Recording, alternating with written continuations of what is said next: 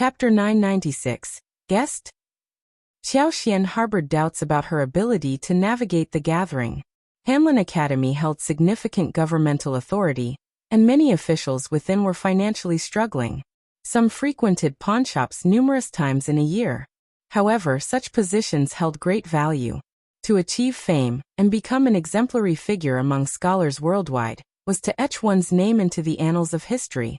Moreover, the imperial court relied on Hanlin Academy scholars to compile official records, a prestigious duty that filled scholars with pride. Additionally, Hanlin Academy offered an alternative path.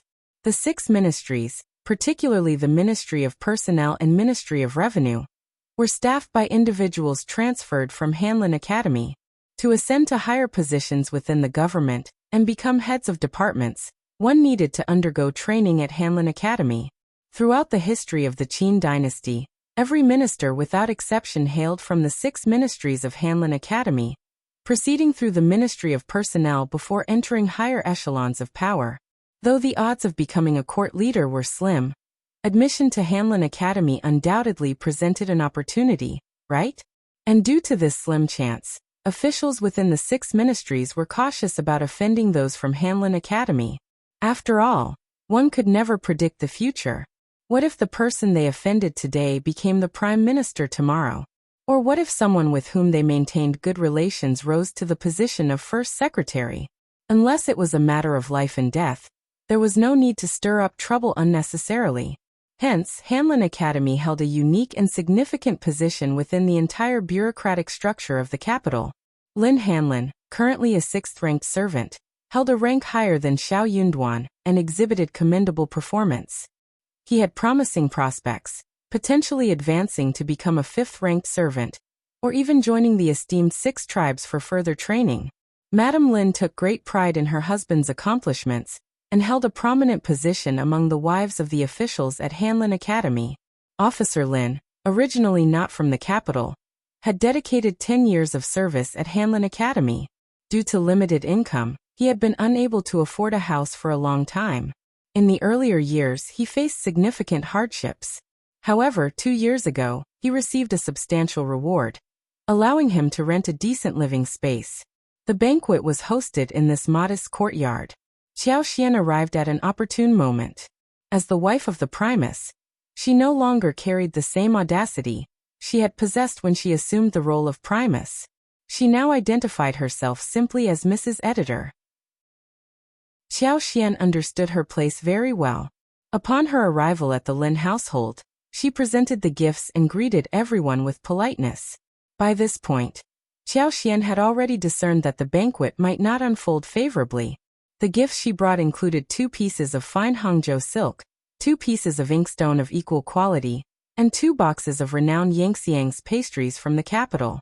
The pastries encompassed a total of 8 varieties, accompanied by 2 boxes of high-quality preserves, each consisting of 8 different kinds. This present was very generous among the women from the Hanlin Academy. The silk alone cost 5 liang. The Lin family was not a rich family, and Xiaoxian should have been very happy to receive such a generous gift from them. As if she were visiting a senior, Madame Lin should have treated her well too. But Xiaoxian observed carefully. Madame Lin was very happy, and she smiled brightly when she saw the presents. If you find any errors, ads pop up, ads redirect, broken links, non-standard content, etc., please let us know. Report so we can fix it as soon as possible. Chapter 997. Good Helper. However, the entire process didn't last long. Soon enough, her smile faded, and she rose from her seat. Xiaoxian comprehended the situation clearly. Madame Lin deliberately neglected to introduce the other madams to Xiaoxian. Xiaoxian wasn't someone to be easily manipulated. If Madame Lin refused to introduce them, Xiaoxian would make the request with a polite smile. Reluctantly, Madame Lin finally introduced them to her. Regardless of whether the other madams avoided her or treated her with fake smiles, Xiaoxian remained indifferent. All she needed was to know who they were. Madame Lin had invited numerous guests for the occasion, including 12 women from Hanlin Academy and the 6 ministries. The living room of the Lin household was filled with bustling noise, comprising both maids and elderly women. Xiao Yunduan, as one of the 6 advanced scholars who had recently joined Hanlin Academy, had 3 wives accompanying him. Madame Zhou and Madame Han, the new wives of the officials, harbored strong hostility towards Qiao Xian. Although they were not well acquainted with each other, this shared sentiment brought them closer, engrossed in their own conversations and laughter. Their disdain for Qiao Xian only deepened. Qiao Xian, who had been treated as a mere tool, could only sigh inwardly. The women chatted and laughed among themselves, purposefully ignoring Qiao Xian. It seemed they had no interest in engaging with her, whether intentionally or unintentionally. Qiao Xian had never intended to involve herself with them. Neither she nor Xiao Yunduan needed their approval. With the emperor's support, they wouldn't dare to make trouble, regardless of their dissatisfaction. After all, Censor Liu had been dismissed, and no one would risk making jests about their husband's future. They rarely associated with each other, and their presence had minimal impact on Qiao Xian's life. She had no intention of ingratiating herself with individuals she knew had ill intentions. That was simply the nature of their social circle. Unless they willingly accepted someone, forcefully entering their ranks was an arduous task. Furthermore, it was evident that the circle held a dislike towards her. "Oh, Mrs. Xiaoxiao, why are you so quiet? Come and join our conversation," one of the madams suddenly remarked, accompanied by a smile. All eyes turned towards Qiao Xian. She is the wife of the Primus, and she's quite exceptional. It's no wonder she doesn't find us appealing. Someone sneered. The comment wasn't particularly loud, yet it resonated with everyone present. Another person chimed in, laughing brightly. "Well, that's not entirely accurate. Times change, and the concept of honor and humiliation can fluctuate. We ought to see what the future holds. 10 or 20 years down the line, we'll have a clearer understanding." Everyone nodded in agreement. Indeed, being adept at studying doesn't guarantee proficiency in the role of an officer. Throughout history, there have been numerous advanced scholars who ascended to positions of power. Yes, success hinges not only on examination results, but also on genuine talent and character. Absolutely. If one lacks integrity, everything else becomes a facade. In my view, having a virtuous spouse is crucial. Laughter erupted among the gathering. That's right. We need a virtuous spouse to support us. A harmonious marriage is the key to avoiding trouble. If you find any errors, ads pop up, ads redirect, broken links, non-standard content, etc., please let us know. Report so we can fix it as soon as possible. Chapter 998. Pretending. Qiao Xian smiled in response. Indeed, a good wife should refrain from speaking nonsensically and avoid causing unnecessary trouble. It is often the tongue that creates problems. Engaging in idle chatter is not worth the trouble. That's the wisdom I've acquired, isn't it? Her words caught everyone off guard, and the expressions on 3 or 4 individuals' faces changed abruptly. They exchanged bewildered glances. They had marginalized Qiao Xian and spoken ill of her, believing she was meek and foolish. In their eyes, she had merely put on a facade of composure. Little did they know that within her, she was already crumbling. As they looked down upon her, their envy grew. How could Primus Xiao, who had spurned the prestigious Tian family and rejected elder Miss, choose such a timid and foolish concubine's daughter? Unexpectedly, she had been pretending to be weak all along. Each word she uttered cut like a sharp blade. Madame Qin, known for her temper and seniority, seemed to assert her dominance. She sneered and aggressively addressed Qiao Xian. "That's not a trivial matter, Mrs. Xiao. Your modesty has surprised us all. But couldn't you speak with a bit more decorum? You should show respect to the host, shouldn't you? Madame Lin has been so gracious to us, and you wouldn't want to spoil the atmosphere and dampen everyone's spirits. What could be the reason behind your behavior? I know your husband is highly capable, and the emperor supports him. However, that doesn't give you the audacity to disregard others' feelings, does it? I speak my mind freely, and am not even afraid if you get angry and report me." They exchanged glances, surprised by Madame Qin's obstinacy. Most of the other madams were aware of Madame Qin's hot temper and her penchant for putting on airs. She always sought praise wherever she went and enjoyed lecturing others with a sense of righteousness. Due to her husband's position as a fifth-ranked scholar, the second in command at the Hanlin Academy, everyone accorded her respect. Over time, her arrogance only grew. Unexpectedly, Madame Qin was causing a scene once again. The other madams felt a mix of nervousness and excitement. How would Mrs. Xiao respond? Xiaoxian was taken aback. Yes, she had been mocking Madame Qin. What was wrong with that? After all, they had all been mocking her. She could sense that Madame Lin must have been influenced by the Tian family. Some of the attendees had ties to the Tian family, or harbored jealousy towards her. Xiaoxian smiled calmly. I thought Madame Qin was praising me, but apparently that's not the case. However, I am uncertain as to what I have done wrong. Please enlighten me, Madame Qin. Madame Qin's face contorted in anger. It had been years since anyone had contradicted her so boldly in public. She cast a disdainful look at Xiaoxian and sneered. You don't even understand your own actions. It's because you're slow-witted, despite having read so many books. I am not obligated to teach you anything. You don't need to teach me anything either. Xiang, if you find any errors, ads pop up, ads redirect, broken links, non-standard content, etc., please let us know. Report so we can fix it as soon as possible. Chapter 999, Apology. She stood up and declared, Inform Madame Lin that I am taking my leave. Giving Xiaoxian a disdainful glance, Madame Qin made it clear that she had no desire to associate with her. Madame Lin happened to be in the kitchen, and Xiaoxiang nodded before leaving to deliver the message. The other madams became anxious, attempting to dissuade Madame Qin. Madame Qin, please reconsider. It'll be so dull without you. Yes, it's such a rare gathering. Isn't it enjoyable to chat and laugh together? Mrs. Xiao is still young and inexperienced. Madame Qin, you possess magnanimity. Please calm down. Mrs. Zhou turned towards Xiaoxian. Mrs. Xiao apologized to Madame Qin. Smugly, Mrs. Han chimed in.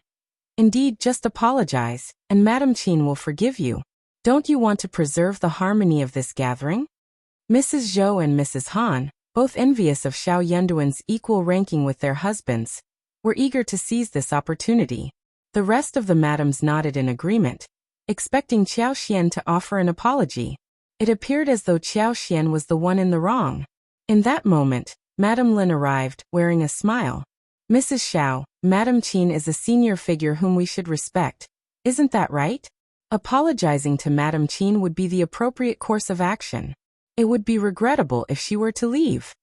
Xiaoxian felt a surge of disgust, as though she had swallowed a fly. Were these the wives of the Hanlin Academy? What were they thinking?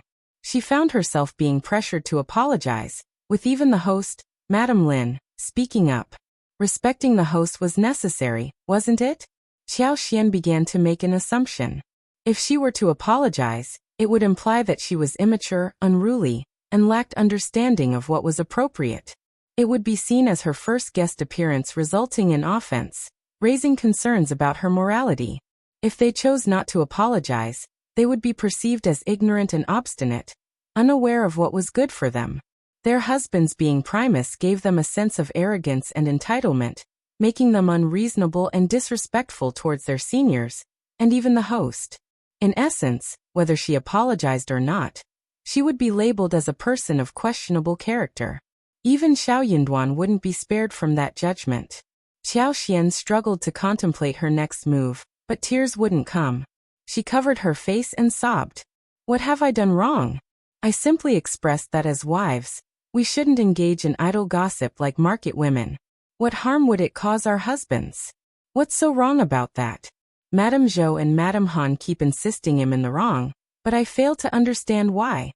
She turned to Madame Lin, grasping her sleeves, and lamented. Madame Lin, you are the judge. Tell me, am I wrong? If you dare to say I'm wrong and consult my husband about this, let it be known that I will come to your doorstep and beg for forgiveness. Everyone present. Some astute individuals began to feel a sense of caution. Mrs. Xiao was not someone to be taken lightly. It was no wonder even the Tian family had faced her wrath. They concluded that it would be best to steer clear of her in the future. Madame Qin pursed her lips, growing even more infuriated. If you find any errors, ads pop up, ads redirect, broken links, non-standard content, etc. Please let us know report so we can fix it as soon as possible. Chapter 1000, Exposure. Madame Lin was at a loss for words. Well, Xian didn't give her a chance to think. She tugged at her sleeves. Mrs. Lin, am I wrong? Madame Lin had no choice but to shake her head. You are right. I knew Mrs. Lin is a very understanding person. Xian looked up at Mrs. Zhou and Mrs. Han. Mrs. Zhou, Mrs. Han, tell me, what did I do wrong? Should I apologize to you? What would be the point? Mrs. Zhou and Mrs. Han flushed with embarrassment. Madame Lin had just informed them of what Xian said, and now Xian was interrogating them. They couldn't counter Madame Lin's statement, and they had no choice but to remain silent. Annoyance began to well up within them towards Xian. As a couple, they felt even more humiliated in front of the gathered guests. They weren't as quick-witted or as audacious as Xian. Panic set in, leaving them dumbfounded and unable to utter a word, as beads of sweat formed on their foreheads. Madame Han snapped, her voice filled with anger. So many people have said that Mrs. Xiao is trying to drag us into her grudge. Xian almost burst into laughter, inwardly cursing at Madame Han's foolishness. She wasn't about to let go of this opportunity. She responded instantly, Mrs. Han, what are you talking about? I only heard the two of you speak. No one else said a word. Mrs. Han, please point it out. All eyes turned to Madame Han with disapproval. Madame Han was taken aback, realizing she had misspoken. Her face flushed with embarrassment, feeling deeply humiliated. You're up to no good. Madame Han exclaimed. Xian responded with curiosity. Of course, I am up to no good. Mrs. Han, you spoke those words of your own accord, without any coercion from me. I am merely following your lead. If you don't wish to answer me, I will pretend I never heard anything. You are accusing me without any valid reason, and it's quite perplexing. Mrs. Han's eyes widened, her lips quivered, and her face flushed with a mix of anger and embarrassment. How delightful. The others couldn't bear the situation any longer. It had become incredibly embarrassing for Mrs. Han. If given the chance, she would have loved nothing more than to tear Mrs. Xiao apart. They all sighed inwardly, realizing that Mrs. Xiao was not someone to be trifled with. Editor Xiao was a Primus, and he couldn't be foolish enough to offend the Tian family just to protect his wife. Mrs. Xiao couldn't possibly be an idiot. Even Madame Qing grew weary of the situation. She had a sense that she couldn't afford to provoke this woman, so she abandoned the idea. It would be immensely embarrassing if her attempts to confront Xian backfired. Concerns about her husband's position and Xian's temper had made everyone yield to her demands in the past, and she was well aware of that fact. Now they realized they had kicked a hornet's nest. Well, never mind. Madame Min forced a laugh and tried to appear relaxed. I believe it's just a misunderstanding. We are all friends here, and we will be spending a lot of time together in the future. We can discuss things calmly. There's no need to be so serious, right? A collective sigh of relief swept through the room, and everyone nodded with forced smiles. Madame Lin expressed her gratitude to Madame Min and smiled. It's entirely my fault as the host. I haven't served you properly, please forgive me. Let's have some more tea and continue our conversation. We'll have dinner soon, and we can enjoy a pleasant chat afterward. If you find any errors, ads pop up, ads redirect, broken links, non-standard content, etc., please let us know report so we can fix it as soon as possible.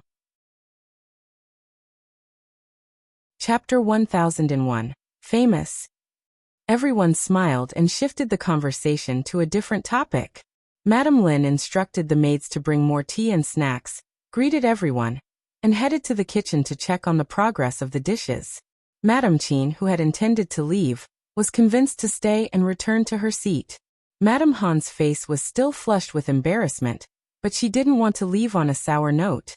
It was her first invitation from her husband's wife after all. Casting a sharp glance at Xian, she reluctantly sat back down. Even Mrs. Zhou felt a sense of unease. She made a silent promise to herself to never interfere in others' affairs again. Xian had gained a newfound reputation after this confrontation, and even Madame Qin couldn't help but view her in a different light. Xiao Xian carried herself with even more confidence than before. Eventually, a couple of madams exchanged pleasantries with her. Xiao Xian reciprocated the greetings. Many of those who had initially planned to ridicule Xiao Xian decided to drop the idea after witnessing her resilience. No one wanted to be embarrassed in return. 3 women bargaining in a market turned into a gathering of over 10 women engaged in lively conversation. Although their husbands held modest positions, and Madame Qin's husband was only ranked 5th, he possessed extensive knowledge about the noble families, princes, kings, and monarchs. Madame Qin was thrilled to engage in discussions on such topics. They shared stories about conflicts between concubines in the household, which young masters kept mistresses and clashed with their first wives. They delved into discussions about fashion, jewelry, cosmetics, and various hobbies.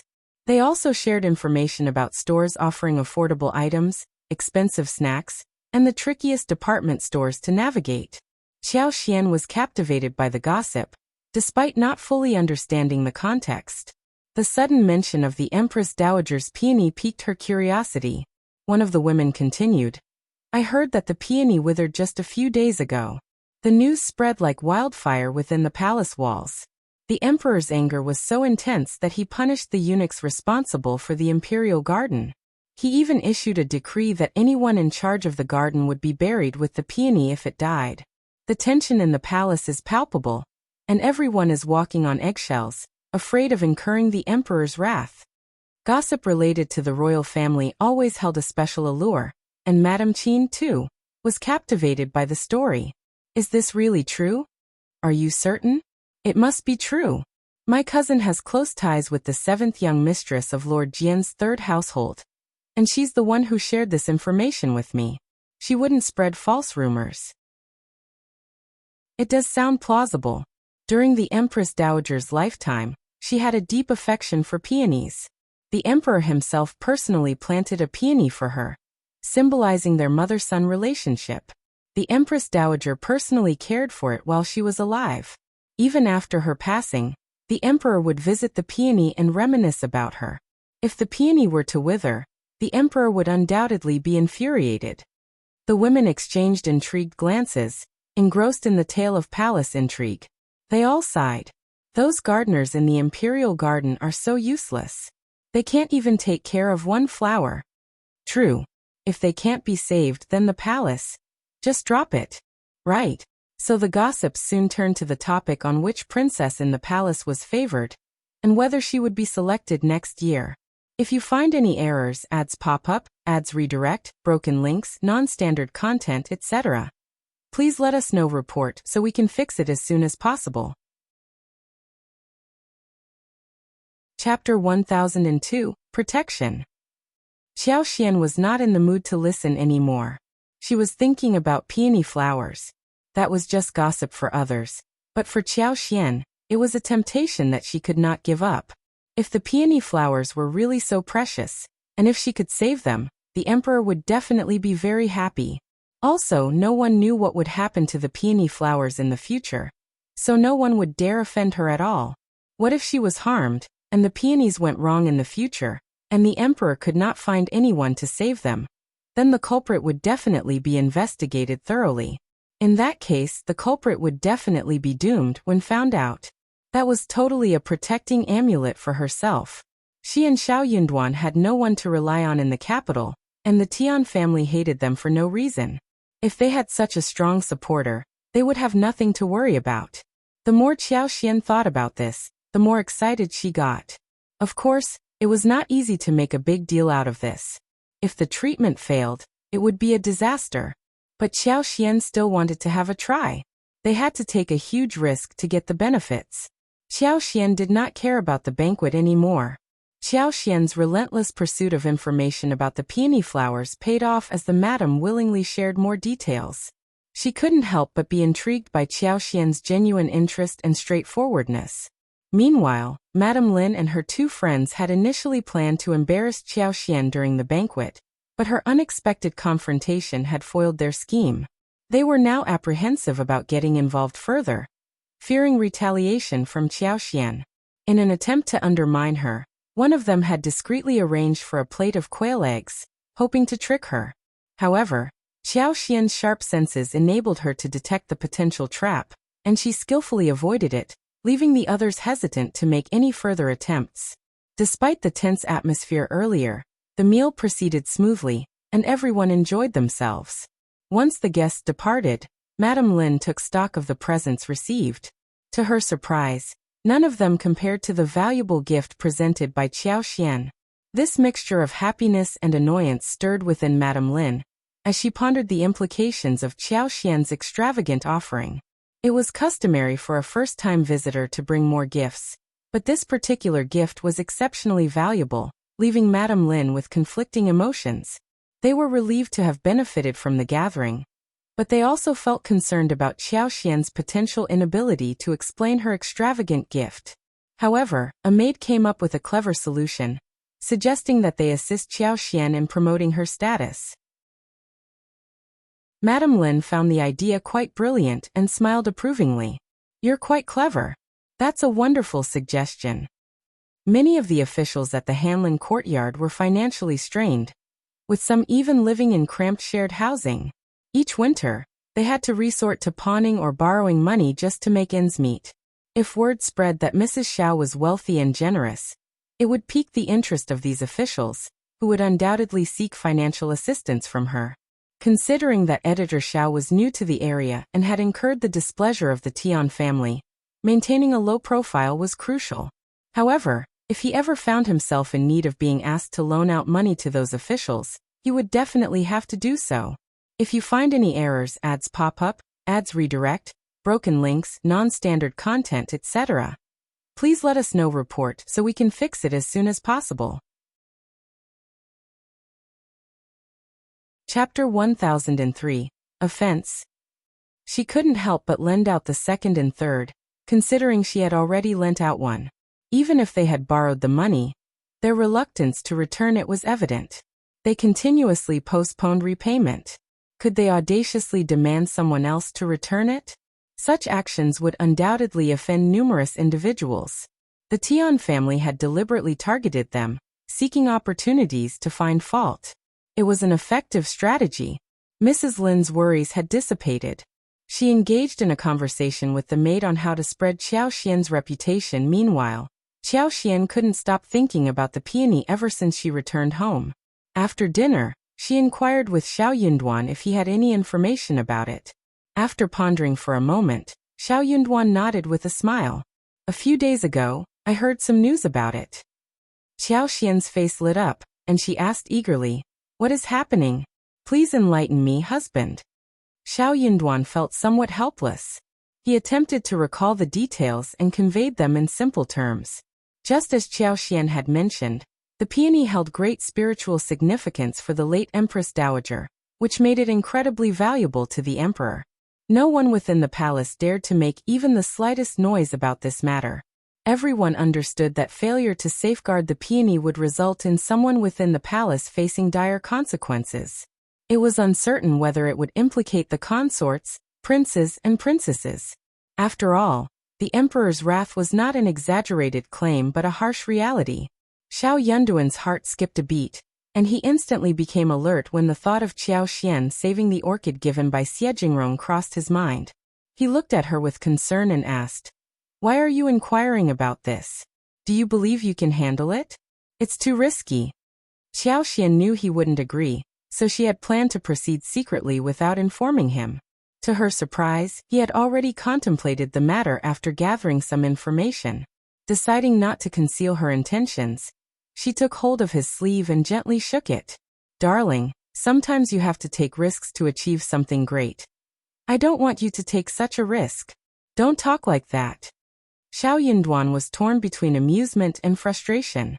Did he really have to rely on her to venture into the lion's den? Nevertheless, while this task might be extremely challenging for others, I am 80% confident in my abilities. It's worth giving it a try. "No. If it were any other family, you could go ahead if you wanted. Even if it failed, it wouldn't have grave consequences. But this involves the royal family. The emperor is infuriated by this matter." All the court officials, princes, and consorts are on edge, fearing that the emperor will unleash his anger upon them for no apparent reason. Right now, others can't wait to keep their distance. And yet you dare to approach him? Not even 99%. Have you considered the consequences if he fails? Have you thought about what the emperor might do? Failure could cost him his life. His words resonated with Xiaoxian, leaving her feeling both hesitant and moved. However, she couldn't bring herself to give up. My love, this opportunity is like a rare gift bestowed upon us. If we let it slip away, we will surely regret it. Can't you trust me just this once? If I didn't have confidence, why would I be willing to take such a risk? I must go. Help me find a way to achieve a compromise, but please don't outright reject me. Don't you realize that Madame Lin is hosting an event in my honor today? Those wives of Hanlin scholars and low-ranking officials are intentionally ridiculing and isolating me. I simply cannot tolerate this humiliation. Xiao Yunduan furrowed his brow.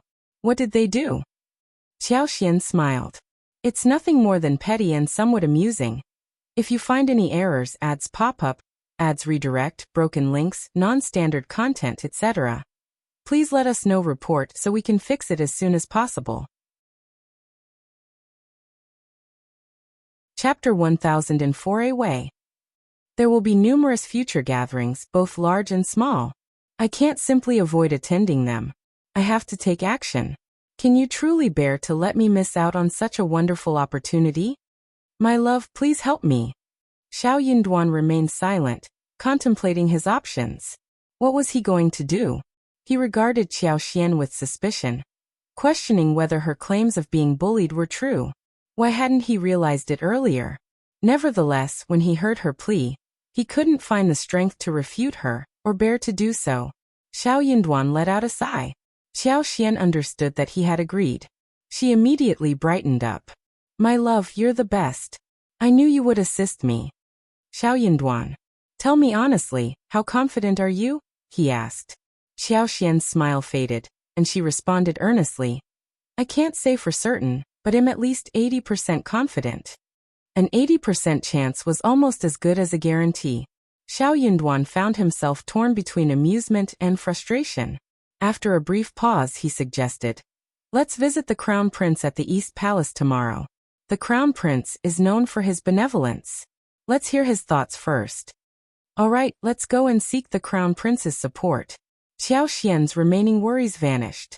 Xiaoxian harbored no concerns about her ability to save the peony. As long as the flower remained alive, she believed she had the power to revive it and enhance its vibrancy. It was Xiao Yunduan who felt breathless with anxiety. After all, the events had unfolded within the palace walls. How could they possibly know what was happening? However, if the Crown Prince was willing to provide insight, then there was hope. The Crown Prince would surely be aware if the peony bush was still alive. Xiaoxian had heard of the prince's benevolent nature, and hoped that he would grant Xiao Yunduan, a mere Primus, some face. With the Crown Prince's assistance, Xiaoxian would be secure. But if the Crown Prince declined, Xiaoxian would relinquish her pursuit. The following day, Xiao Yunduan sought leave from the Hanlin Academy, and together they made their way to the East Palace to meet the prince. Although referred to as the East Palace of the Great Qin Empire, it was in fact a separate mansion adjacent to the palace, not within its confines. Not just anyone could enter the Crown Prince's Eastern Palace. However, Xiao Yunduan's reputation was too prominent. Despite being only a 7th grade editor at the Hanlin Academy, he was the top scorer. He had even confronted the Tian family head-on, and the emperor had intervened on his behalf. It wasn't just the Eastern Palace. The more influential a residence, the more meticulous they were in selecting their gatekeepers. The position of a gatekeeper was not one that could be entrusted to a mere servant. A single offense, mistake, or unauthorized entry could potentially lead to a disastrous outcome. Upon Xiao Yunduan's introduction, a polite greeting came from the gatehouse. Coincidentally, the Crown Prince happened to be present within the mansion, and someone hurriedly went to inform him. The current Crown Prince was not the offspring of the current Empress Qi. The biological son of Empress Qi was the third prince, who had recently turned 30. The Crown Prince's biological mother was the late Emperor Xian of Qi's Empress Li. Having held power for a considerable duration, Emperor Xian of Qi's reign saw the Crown Prince reach the age of 43 this year. He was known for his integrity, refinement and gentleness, earning him a reputation as a virtuous individual among the people. The court officials were indeed respectful and deferential toward him. If you find any errors, ads pop up, ads redirect, broken links, non-standard content, etc., please let us know. Report so we can fix it as soon as possible. Chapter 1005 at the East Palace. Upon learning that the renowned editor Xiao from the Hanlin Academy had arrived with his wife, the Crown Prince was taken aback. After a moment of contemplation, he instructed them to be brought in. During an imperial court session, his father had mentioned that if Editor Xiao encountered any difficulties, he could seek assistance from him or the princes. Since they were here, it would be inappropriate not to meet them. Xiao Xian and Xiao Yunduan followed a young eunuch through a long corridor and several courtyards, finally arriving at a small, exquisitely adorned parlor. Seated on the main chair in the hall was a middle-aged man donning a ginger-colored round dragon collar robe. His eyes exuded gentleness, elegance, and nobility. It was evident that he was the Crown Prince. Xiao Yunduan promptly approached and performed a kowtow. The Crown Prince smiled and raised his hand in a gentle gesture. "Rise. Have a seat." "Thank you, Crown Prince." Xiao Yunduan stood up and attempted to assist Xiao Xian in getting up. However, when he turned to her, he was taken aback. Xiao Xian seemed lost in her thoughts. Xiao Yunduan grasped her arms and whispered, "Wife, wife." He called her multiple times, gradually raising his voice. Eventually, Xiao Xian snapped out of her reverie. Startled, she apologized. "Please forgive me." "It's all right, rise." The Crown Prince remained affable and harbored no ill feelings. The Crown Prince held a simple understanding of the situation. He considered that Ms. Qiao was a sheltered woman who had not experienced much of the world. It was natural for her to feel nervous and lose her composure upon seeing him. Being a magnanimous and benevolent individual, the Crown Prince harbored no blame for such a minor incident. Xiao Xian expressed her gratitude, yet her legs remained weak. Xiao Yunduan, filled with suspicion, believed that her unease was due to nervousness, much like what the Crown Prince had assumed. He cast a concerned gaze her way and helped her find a seat. The Crown Prince observed the entire scene and inwardly sighed. His fondness for Xiao Yunduan grew stronger. Xiao Yunduan displayed loyalty and did not forsake his wife. It appeared that he was not merely seeking fame. He genuinely cherished his wife. Sincerity or not, certain details could not be feigned. Unbeknownst to both of them, as Xiao Xian knelt to greet the Crown Prince, her mind buzzed with fleeting images of him. Perhaps due to the prince's esteemed status, those images were not as distinct as the other two, but Xiao Xian was certain they depicted the Crown Prince. Furthermore, if all of this was indeed true, the Crown Prince did not ascend to the throne in the end. It appeared that his fate had taken a turn for the worse. Xiao Xian felt a pang of regret. Her heart skipped a beat upon witnessing that scene, and then the images swiftly vanished. If only she had known earlier, she would have exercised control over her thoughts and observed more. However, what she had glimpsed was sufficient to shock Xiao Xian and weaken her legs. She compelled herself to push those thoughts aside and regain her focus. Fortunately, the Crown Prince did not hold them accountable for the momentary lapse. Yet the weight of the Crown Prince's grim fate weighed heavily on Xiao Xian, causing her to feel a sense of suffocation. The Crown Prince gazed at the couple and inquired with a gentle smile, "Editor Xiao, why have you come to see me?" Xiao Yunduan and Xiao Xian exchanged glances and were about to rise and respond when the Crown Prince interrupted. "Please remain seated. There is no need for formalities in my presence." "Yes, thank you, Your Highness."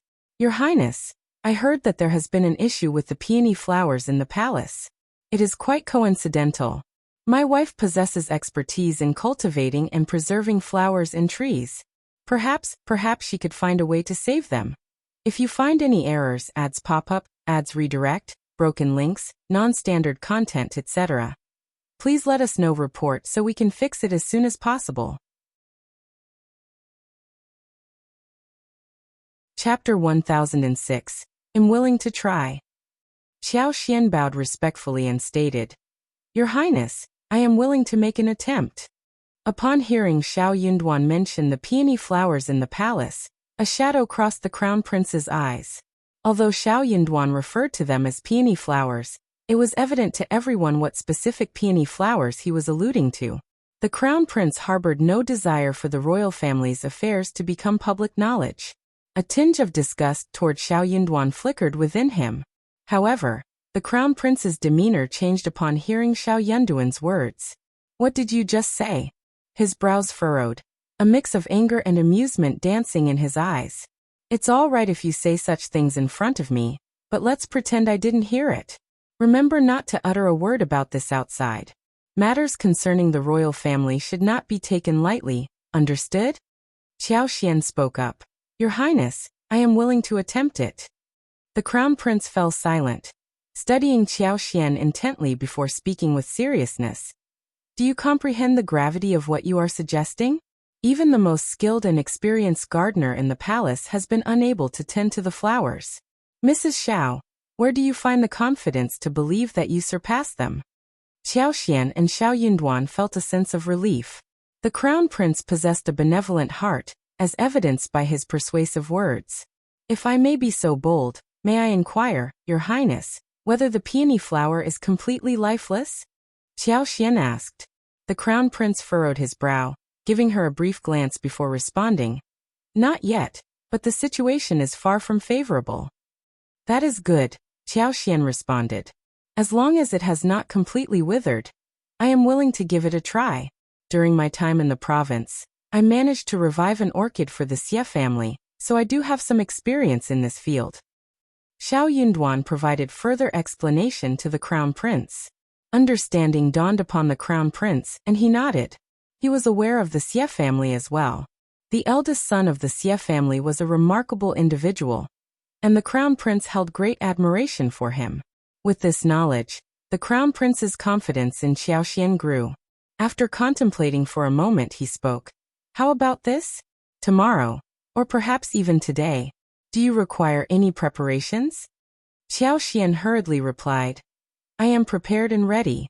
We should not delay any further. The crown prince nodded, placing even greater trust in her. In that case, I will have the crown princess consort accompany you to the palace today. You may first inspect the flowers.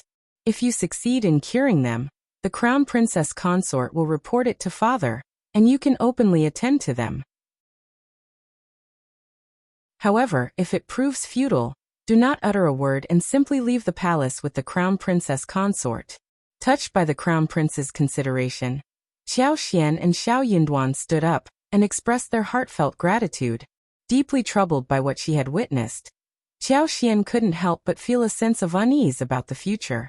She pondered whether paying more attention to those visions could have the power to alter the course of events. Following the crown prince's instructions, Princess Consort Fu did not object. She instructed Xiao Xian to disguise herself as a maid and accompany her. Together, they made their way to the imperial court. The news of the peony flower predicament had caused quite a stir in the court. It was only natural for the crown prince and princess consort to show concern for the flowers, thus justifying Princess Consort's visit to the court. Upon entering the court, Princess Consort sent her maid to greet the queen, and informed her of their intention to visit the flowers in the imperial garden. Leading Xiao Xian, they proceeded towards the imperial garden. Within the imperial garden, a vast expanse of peonies flourished, featuring a variety of exquisite and rare blooms. The cluster of flowers held immense value, and was even enclosed by white jade railings. Carefully tended to by dedicated gardeners, every precaution was taken to prevent any mishaps. The winter frames provided warmth, while the summer shade offered a cool respite. If you find any errors, ads pop up, ads redirect, broken links, non-standard content, etc., please let us know. Report so we can fix it as soon as possible. Chapter 1007. She trusts Princess Consort. Unexpectedly, an unforeseen incident occurred, adding to the already tense situation. At this moment, not only was the entire peony garden off limits, But the entire imperial garden was deemed a forbidden area. The emperor was seething with anger. Who would dare to venture into the imperial garden at such a time? Did they have a death wish? Only the queen, noble consort May, princess consort, and a select few noble family members dared to display their concern for the peonies in the imperial garden. No one else possessed the qualifications to show such concern. Accompanied by her attendants, Princess Consort arrived, and the two eunuchs who appeared visibly distressed immediately prostrated themselves, bowing deeply. Acknowledging their presence, Princess Consort turned to Dao Seeking and inquired, "Where is Qin gone?" Respectfully, the young eunuch replied, "Princess Consort, Master was here just moments ago. He went back to retrieve something." The hearts of the two young eunuchs were heavy, yet they dared not reveal their sorrowful expressions in front of their master. They kept their heads slightly lowered. The gardeners responsible for tending to the flowers and trees in the imperial garden had exhausted every possible method, but the flowers continued to wither day by day. They were unsure how much longer they could persevere. Within the Qianqing Palace, a group of individuals arrived each day to apply pressure and conduct interrogations. However, it was a flower, a living entity incapable of speech. How could it convey discomfort? What could a flower do? If it couldn't be healed, then it couldn't. However, the stakes were high. If they couldn't find a solution, none of them would be able to escape the consequences. Princess Consort nodded and casually found a pretext to dismiss the others, then turned to Xian and asked, "Take a look and see if there's a remedy." Xian could sense that the peony flowers still clung to life. Although their condition was dire, there was still hope. Xian carefully inspected the roots, adopting a professional demeanor. In truth, she couldn't be certain if it was due to pests, soil issues, or some other factor. But as long as the plant itself was resilient and provided with sufficient soil, water, and sunlight, there should be no insurmountable problem. After pretending to examine for about 15 minutes, Xian rose to her feet and addressed Princess Consort with a confident smile. "Princess Consort, I can indeed nurse these peony flowers back to health. However, time is of the essence. If we delay for another 4 days, even divine intervention may prove futile." Princess Consort's eyes lit up and she cautioned, "Are you absolutely sure, Ms. Qiao? Think carefully before answering. If you succeed in saving the flowers, even without my intervention, you will be greatly rewarded by the emperor. However, if anything goes awry, not only will you be in trouble, but Editor Xiao and I will also face dire consequences." Xian's confidence shone through her smile. "Thank you for your concern, Princess Consort. Rest assured, I am fully confident in my abilities." "Very well." Princess Consort sighed with relief and nodded. "Then come with me to meet the queen." "Yes, Princess Consort." Empress Qi felt a surge of joy upon hearing the news. Although she didn't fully trust Xian, she had faith in Princess Consort's judgment. If Princess Consort had brought Xian to her, it meant she had confidence in her abilities. Accompanied by Princess Consort, Xian was personally taken to Emperor Xian, where she was instructed to begin her treatment. News of this event quickly spread throughout the palace, capturing the attention of numerous eyes fixated on the peony garden within the imperial grounds. The crown prince had always been dependable, and this brought a sense of relief to the concubines, princesses, as well as the palace maids and eunuchs, who secretly awaited a favorable outcome before expressing their elation. The emperor's foul mood had cast a pall over everyone, inducing trepidation. Finally, the clouds were starting to disperse. If you find any errors, ads pop up, ads redirect, broken links, non-standard content, etc., please let us know. Report so we can fix it as soon as possible. Chapter 1008. Treatment. Qinan and the others formed a circle around Xian, anxiously awaiting her intervention to save the flower. Aware that they might be attempting to steal her knowledge, Xian made it clear that she would only share the maintenance method without guaranteeing its long-term effectiveness. Flower nurturing, like any other craft, required personal exploration and cultivation. It couldn't be easily taught. Each individual had to rely on their own efforts to comprehend it. Xian possessed limited knowledge herself, so she refrained from providing extensive instruction. They wouldn't be able to replicate it on their own. It wasn't that she wanted to withhold information, but rather, she had to do so. Sooner or later, the Queen and Princess Consort would issue the order. After all, who could assure that the flowers would remain in good health in the future? What if something unfortunate happened again? Xiao Xian couldn't be expected to attend to them within the court indefinitely. Apparently, Qinan and the others understood this as well. Upon hearing Xiao Xian's words, they wore expressions of naturally, without a hint of gratitude. Contrarily, they felt a tinge of unease. They weren't certain whether they hoped for Xiao Xian's success or failure in saving the flowers. A conflicted sentiment arose, leaning towards preserving the flowers. Although doing so would highlight their incompetence, at least their positions and livelihoods would be preserved.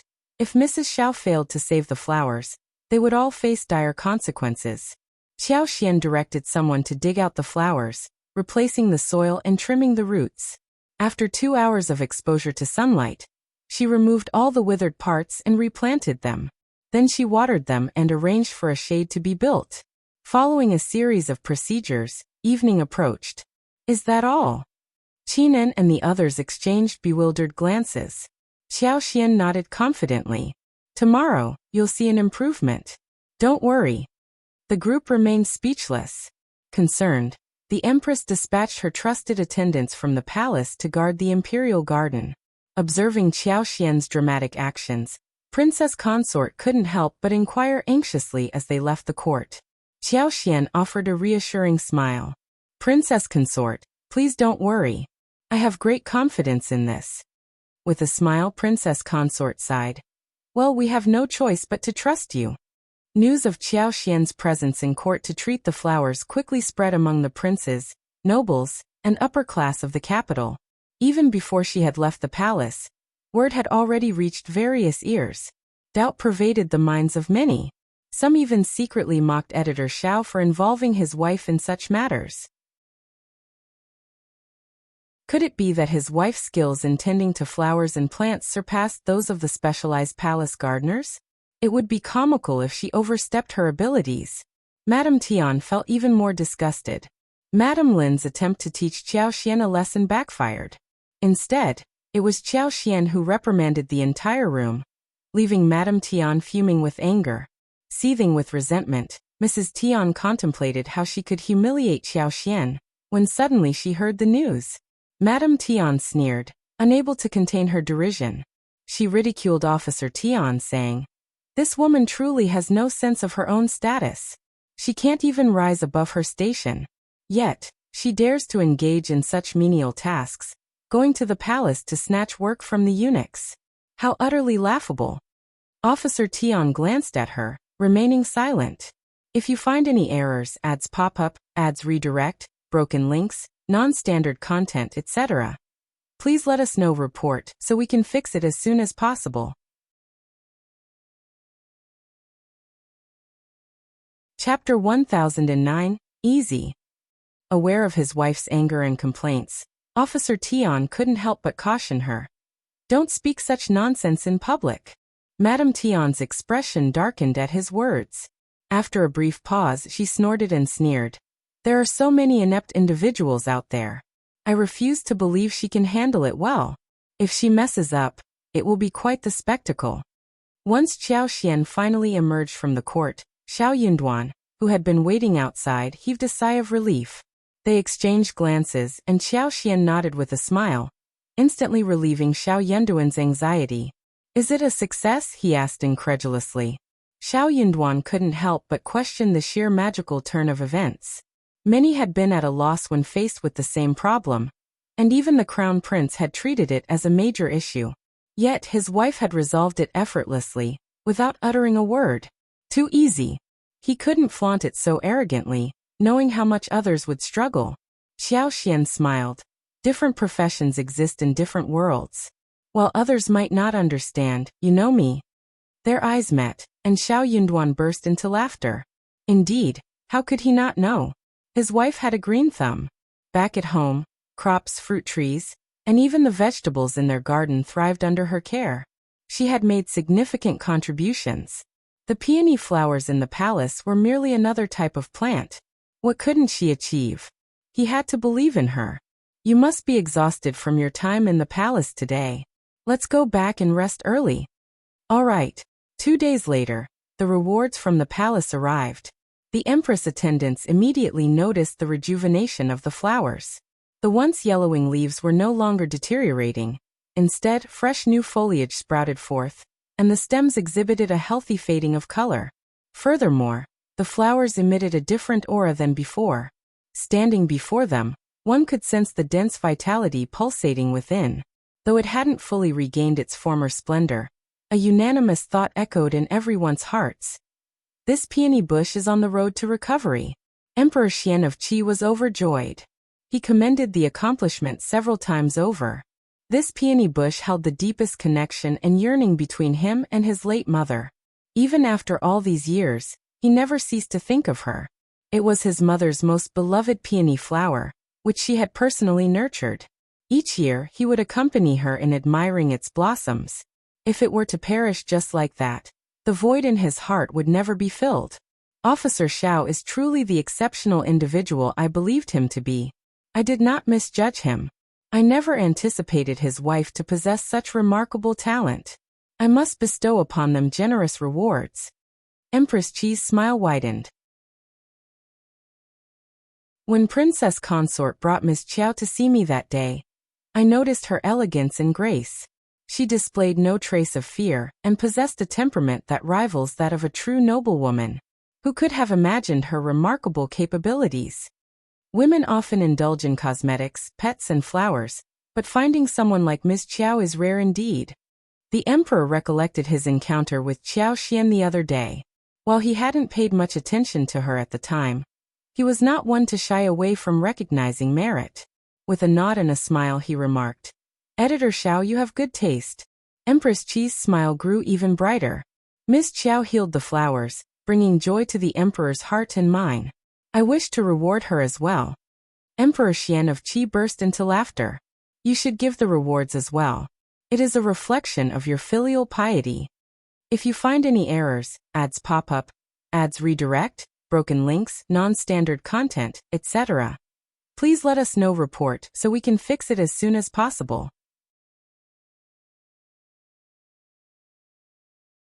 Chapter 1010, Reward. The flower held immense sentimental value for the former Empress Dowager, and Emperor Xian of Qi's recognition was well placed. Empress Qi playfully teased him, bringing an even greater smile to the emperor's face. Soon, the rewards arrived at the Xiao family's residence. They received 20 bolts of exquisite brocade, 300 liang of gold, and a pair of Rui scepters adorned with gold and jade. The emperor's rewards were typically modest, making it quite exceptional for him to bestow such lavish gifts upon foreign ministers. Xiao Yunduan and Xiao Xian expressed their gratitude with kowtows and accepted the gifts humbly. Shortly after, rewards from the empress, noble consort Mei, consort Da, and concubine One also arrived. The empress presented them with a complete set of magnolia-patterned clothing embellished with pearls, along with 2 handcrafted palace fans. Noble consort Mei gifted them a pair of jade bracelets and pearl earrings. The other concubines contributed with various pieces of jewelry or playful trinkets. As the empress and the imperial consort had given their rewards, the other concubines naturally followed suit. Xiao Xian and Xiao Yunduan received a multitude of valuable rewards. With these precious pearls and vibrant embroideries, they were set for a lifetime. In any future banquets or gatherings, Xiao Xian would surely be the envy of all. Even the residences of many marquises and earls, who were already in decline, paled in comparison to the splendor and dignity they now possessed. Initially, the knowledge about the flowers was limited, but now the news had truly spread far and wide. Upon seeing Xiao Yunduan, the Hanlin Academy workers approached him, offering their congratulations with folded hands and beaming smiles. Regardless of their personal thoughts, they all wore expressions of joy and camaraderie. Xiao Yunduan's emotions were not complex. Comparing his wife to theirs, the difference was stark. Was it because he held the esteemed position of Primus that his wife possessed such remarkable abilities? TSK, now they understood why editor Xiao would rather face the Tian family's wrath than divorce his wife. His wife had made such a monumental contribution. Who would dare to provoke her? With the emperor's generous rewards, as well as those from the empress, other princesses, and the crown prince, the 300 taels of gold alone would allow editor Xiao and his wife to live a luxurious life in the capital for several years. The scholars from the Hanlin Academy were known for their modest means. But look at editor Xiao now. Madame Lin and the others who had gathered that day were feeling dejected, envious, and resentful. Xiao Xian was an audacious woman who seemed to disregard the rules. How could she be so fortunate? It was exasperating. Particularly the lady who had shared the information about the 8 trigrams of peony flowers in the court. Xiao Xian must have heard the news from her when she went to the court the next day. And there she was, reaping all the credit without saying a word. The more she dwelled on it, the more she seethed with indignation. She believed she deserved a portion of the credit no matter what. Unable to contain herself, she confided in her husband. He too felt envious and furious. He couldn't help but admonish her. Don't speak of this matter outside anymore. The ancients were right when they said the more you talk, the more mistakes you make. If that weren't the case, he wouldn't allow others to benefit unjustly. That editor Xiao had grown so well respected that even the chancellor regarded him in a different light. Who among the officers would dare to provoke him? Especially Qiao Hongxi, who would actively avoid him whenever they crossed paths. The lady was also filled with frustration, so she couldn't resist the temptation to visit the Xiao family's mansion and direct some biting remarks at Xiao Xian. If you find any errors, ads pop up, ads redirect, broken links, non-standard content, etc., please let us know. Report so we can fix it as soon as possible.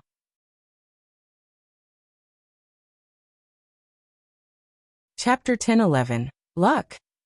She was insinuating that without her, Xiao Xian would have been unaware of this information and wouldn't have made any contribution. Xiao Xian found himself both irritated and entertained. He hadn't intentionally sought this information from her, nor had she purposely shared it with him. She was merely flaunting her knowledge and treating it as gossip. The reason he paid attention was that the person who uttered those words didn't mean them, but the person who overheard them did. Furthermore, she would have to rely on her own abilities to make significant contributions. Moreover, she would be taking a substantial risk. If he succeeded, she would receive recognition for her valuable assistance. However, if she failed, Xiao Yunduan's future would be destroyed, and she might even lose her life. She couldn't simply assume it was a stroke of luck. Ultimately, in this person's eyes, it was all because of her help that he succeeded. Of course, Xiao Xian didn't deny that he received the information from her. Since she had approached him, he could offer her some benefits. However, she shouldn't feel indebted to him. Xiao Xian smiled and remarked, "I was merely fortunate. In truth, I wasn't certain before entering the court. I simply want to inquire. If I had heard the news from my sister and informed her that I could cure the peony in the court, would you have been willing to accompany me to the East Palace?" The madam was rendered speechless in an instant. Although she wanted to say yes, she couldn't bring herself to do so under Xiao Xian's intense gaze. She was absolutely certain that if Xiao Xian had approached her with the same proposition, she would have rejected it without hesitation. What a ridiculous idea! Who would dare to take such a risk? It would be all well and good if she succeeded, but what if she failed? How could she be certain of Xiao Xian's abilities? What if there was no solution? Wouldn't he be implicated because of her? This was definitely insufficient. Xiao Xian smiled knowingly. The lattice face turned crimson, and she felt a tinge of embarrassment creeping in. Xiao Xian's words made her feel slightly ashamed. Xiao Xian paused her actions and spoke with a smile. "The other day, I consulted my husband about this matter, and he informed me. That's why I dared to come to the East Palace to meet the Crown Prince. However, I must acknowledge that I initially received the news from you. Otherwise, I might not have come across it from other sources. I should express my gratitude to you, sister." The madam was left speechless, unable to refute her words. Not many individuals were privy to this information, but it wasn't entirely undisclosed. Xiao Xian could have learned about it from another source.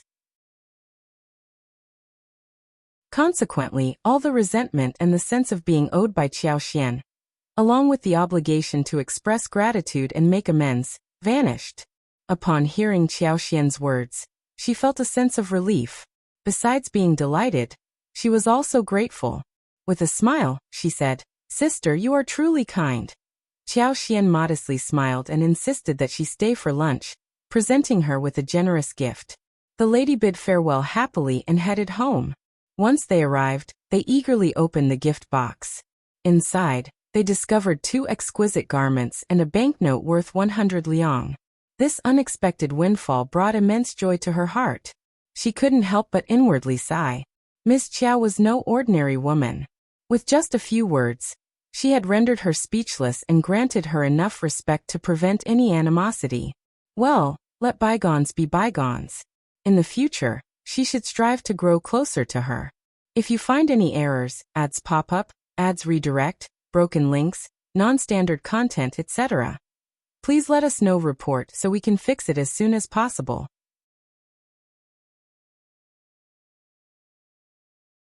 Chapter 10-12. It's all for me.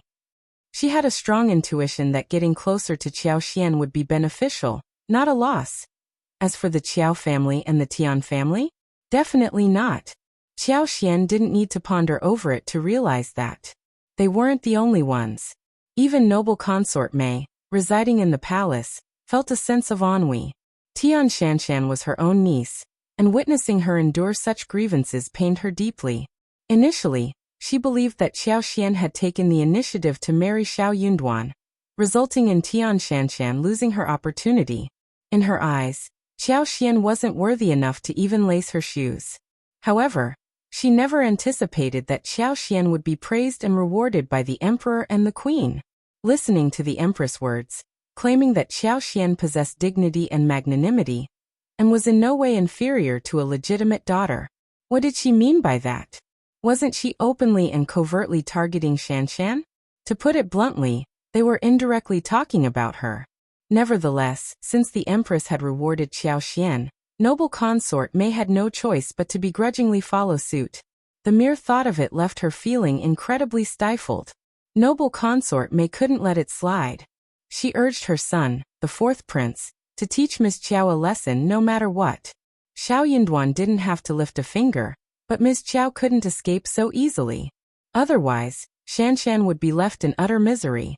Moreover, by dealing with Xiaoxian, it would be a way to slap the queen's face.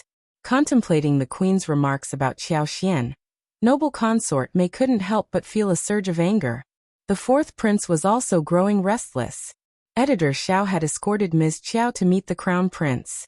Over the past couple of days, his father had been heaping praises upon the crown prince, emphasizing his kindness and filial piety, which had left an impression on the 4th prince. He had clearly sent someone to establish a connection with Editor Xiao and extend goodwill, but Editor Xiao feigned ignorance and rejected his father's kind intentions. Instead, he turned around and sought favor with the crown prince. It was truly despicable. Given the circumstances, the 4th prince didn't mind teaching Editor Xiao a lesson. Weren't they on the verge of leaving the capital to return to their hometown for ancestral rites? Once they departed, there would be ample opportunities. Soon enough, Hanlin Academy withdrew Xiao Yunduan from his position and instructed him to return to his hometown for the ancestral rites. That was precisely what Xiao Yunduan desired, so he departed from the capital alongside Xiaoxian. As the Primus, he was returning to his hometown to pay respects to his ancestors.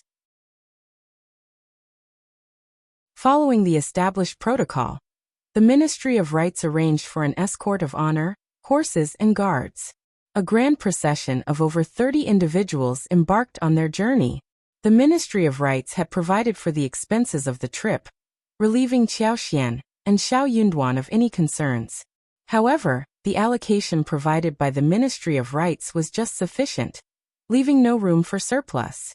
On the day of their departure from the capital, Xiaoxian handed 500 liang to the manager responsible for the logistics, instructing him to enhance the quality of everyone's meals and accommodations throughout the journey. Additionally, each individual received a red packet containing 10 liang. Initially, the members of the escort team had reservations about undertaking such a demanding task. However, now they expressed their gratitude wholeheartedly. They took great pride in escorting the Primus back to his hometown for ancestral rites. Although the imperial court had dispatched personnel to accompany them, it was unlikely that any bandits or troublemakers would dare to rob or cause trouble along the way, unless they had a death wish. Everyone had absolute confidence in their safety.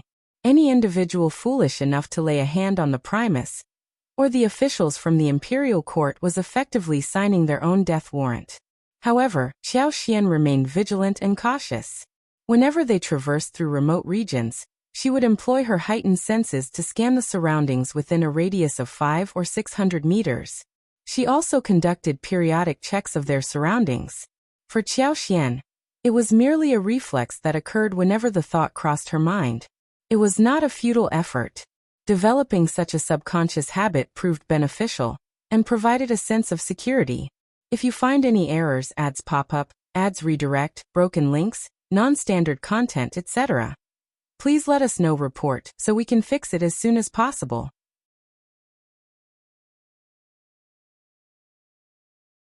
Chapter 10:13. Actually, it's all like this.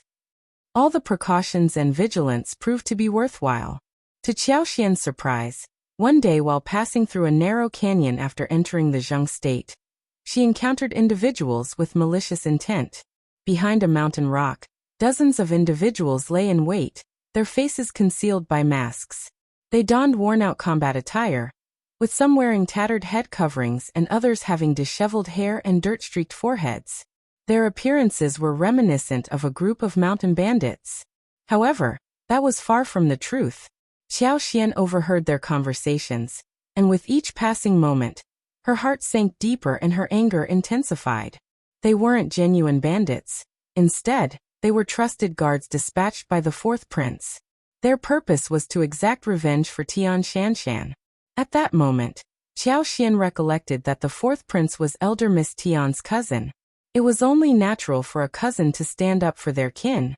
Yet, it was the Tian family who had initiated the conflict. And now, they sought to engage in further violence, bloodshed, and injustice. While not everything in this world could be reasoned with, this was an outrageous act. Listening to their jests and boasts, it became apparent that their intention was to rob and harm Xiaoyunduan, both in terms of his wealth and his well-being. They decided to lead Xian away, leaving tracks for them to follow.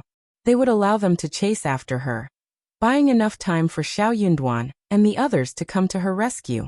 But she couldn't make it too easy for them. They would pretend to put up a struggle for Xian, as if she were no match for her assailants. This would give her comrades the opportunity to save her. However, she couldn't emerge unscathed.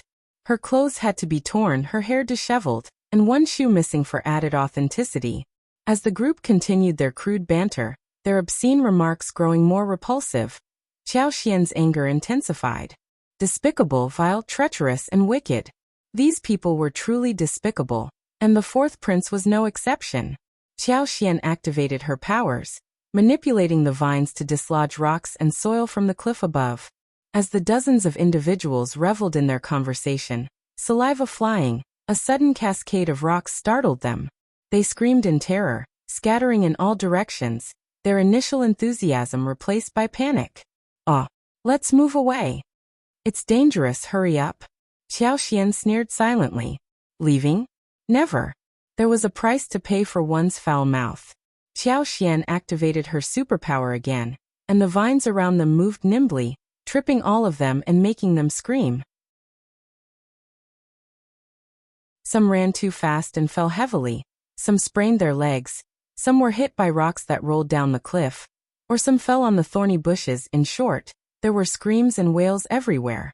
It was not easy for this group of people to return to the nearby village and town safely, let alone stop somewhere and rob them.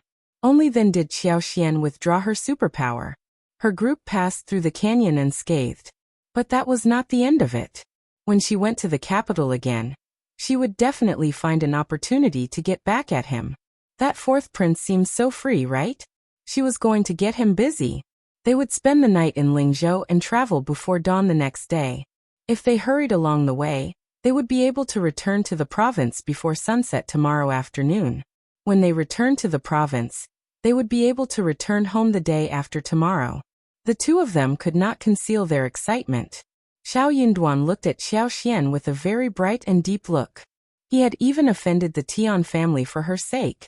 She should be able to see clearly how he treated her and never feel any worries.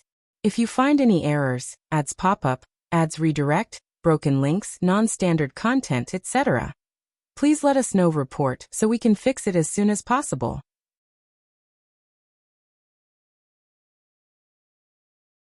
Chapter 10:14. Embarrassed. Since that was the situation, they decided to consummate their marriage. While they were still in the capital, Xiao Yunduan asked Xiao Xian when they would consummate their marriage. Xiao Xian was taken aback and nearly fled in fear. She didn't want to escape, but Xiao Yunduan caught up to her swiftly. Despite his seemingly gentle demeanor, he gradually pressured her without giving her any room for ambiguity. Her face turned red, and she felt anxious. Eventually, she reluctantly nodded in agreement. But a consummation of their marriage was not appropriate within the capital's confines. The bustling city demanded their attention with numerous responsibilities. Xiao Yunduan had to remain vigilant every day, unable to find peace. It was better to postpone such a matter.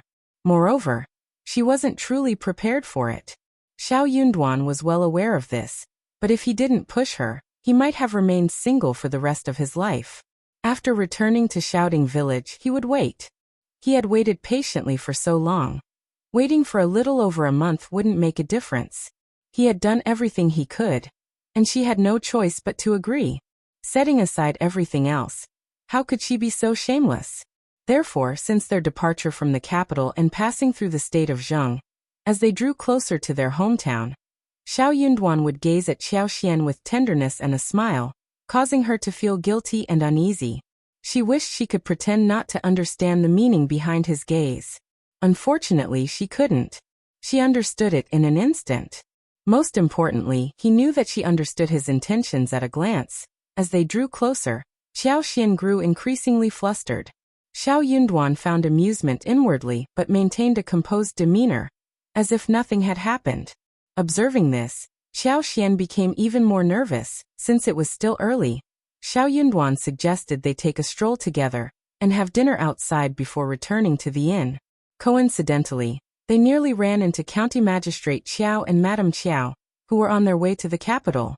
As County Magistrate Qiao's entourage passed by, they began searching for an inn to stay at. Sensing their presence, Xiao Yunduan and Xiao Xian quickly hid, wanting to avoid meeting County Magistrate Qiao's family at this time. When Xiao Xian noticed their family entering a medium-sized inn not far away, she couldn't help but feel a twinge of excitement. I really want to follow them. Most importantly, concubine Xing was not faring well. Dealing with that woman was no easy task, and witnessing her confrontations with Madame Qiao would certainly be interesting. Xiao Yunduan smiled. It's not very convenient. Just endure it for a while. We'll see them in the capital. True. Imagining the reactions of County Magistrate Qiao and Madame Qiao upon learning that the Qiao family had severed ties with them, they couldn't help but exchange smiles. Especially after learning how the Emperor protected Xiao Yunduan and Xiao Xian, praising them for their contributions to the empire. If you find any errors, ads pop up, ads redirect, broken links, non-standard content, etc., please let us know. Report so we can fix it as soon as possible.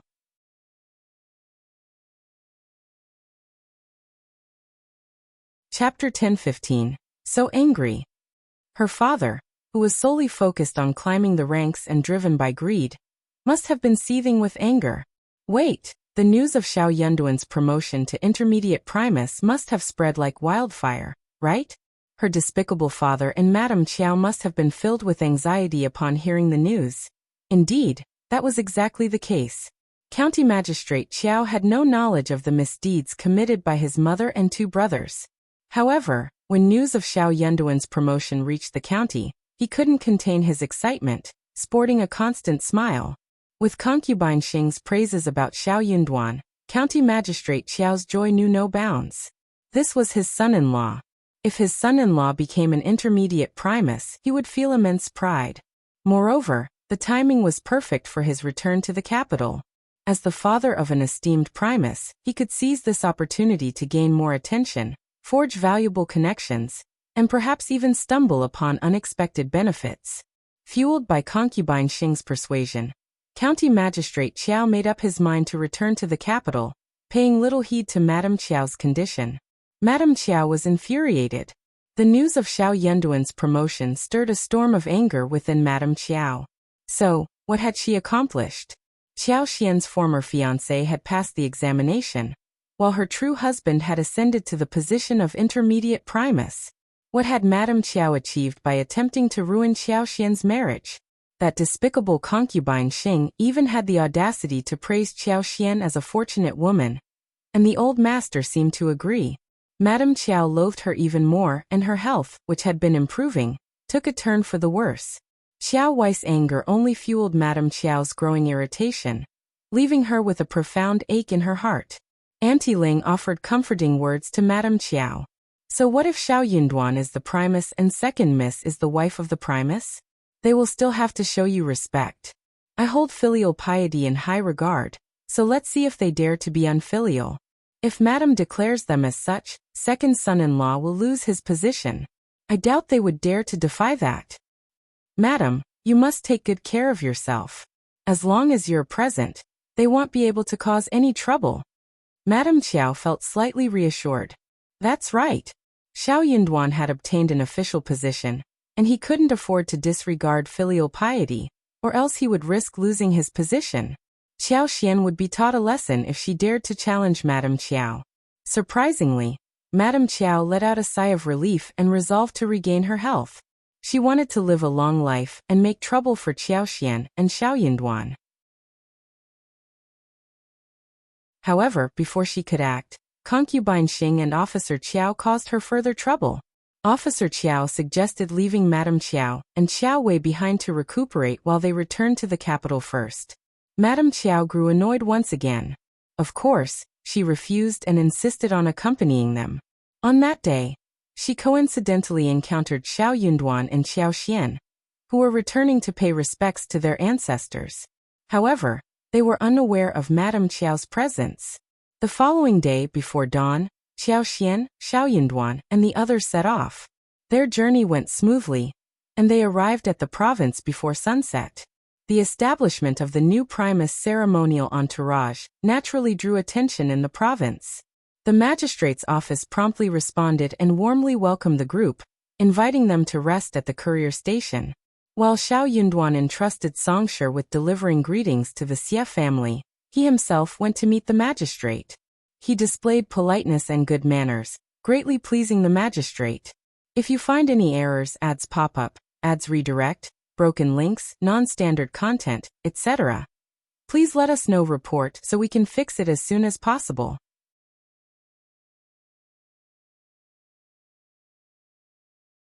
Chapter 1016 Province.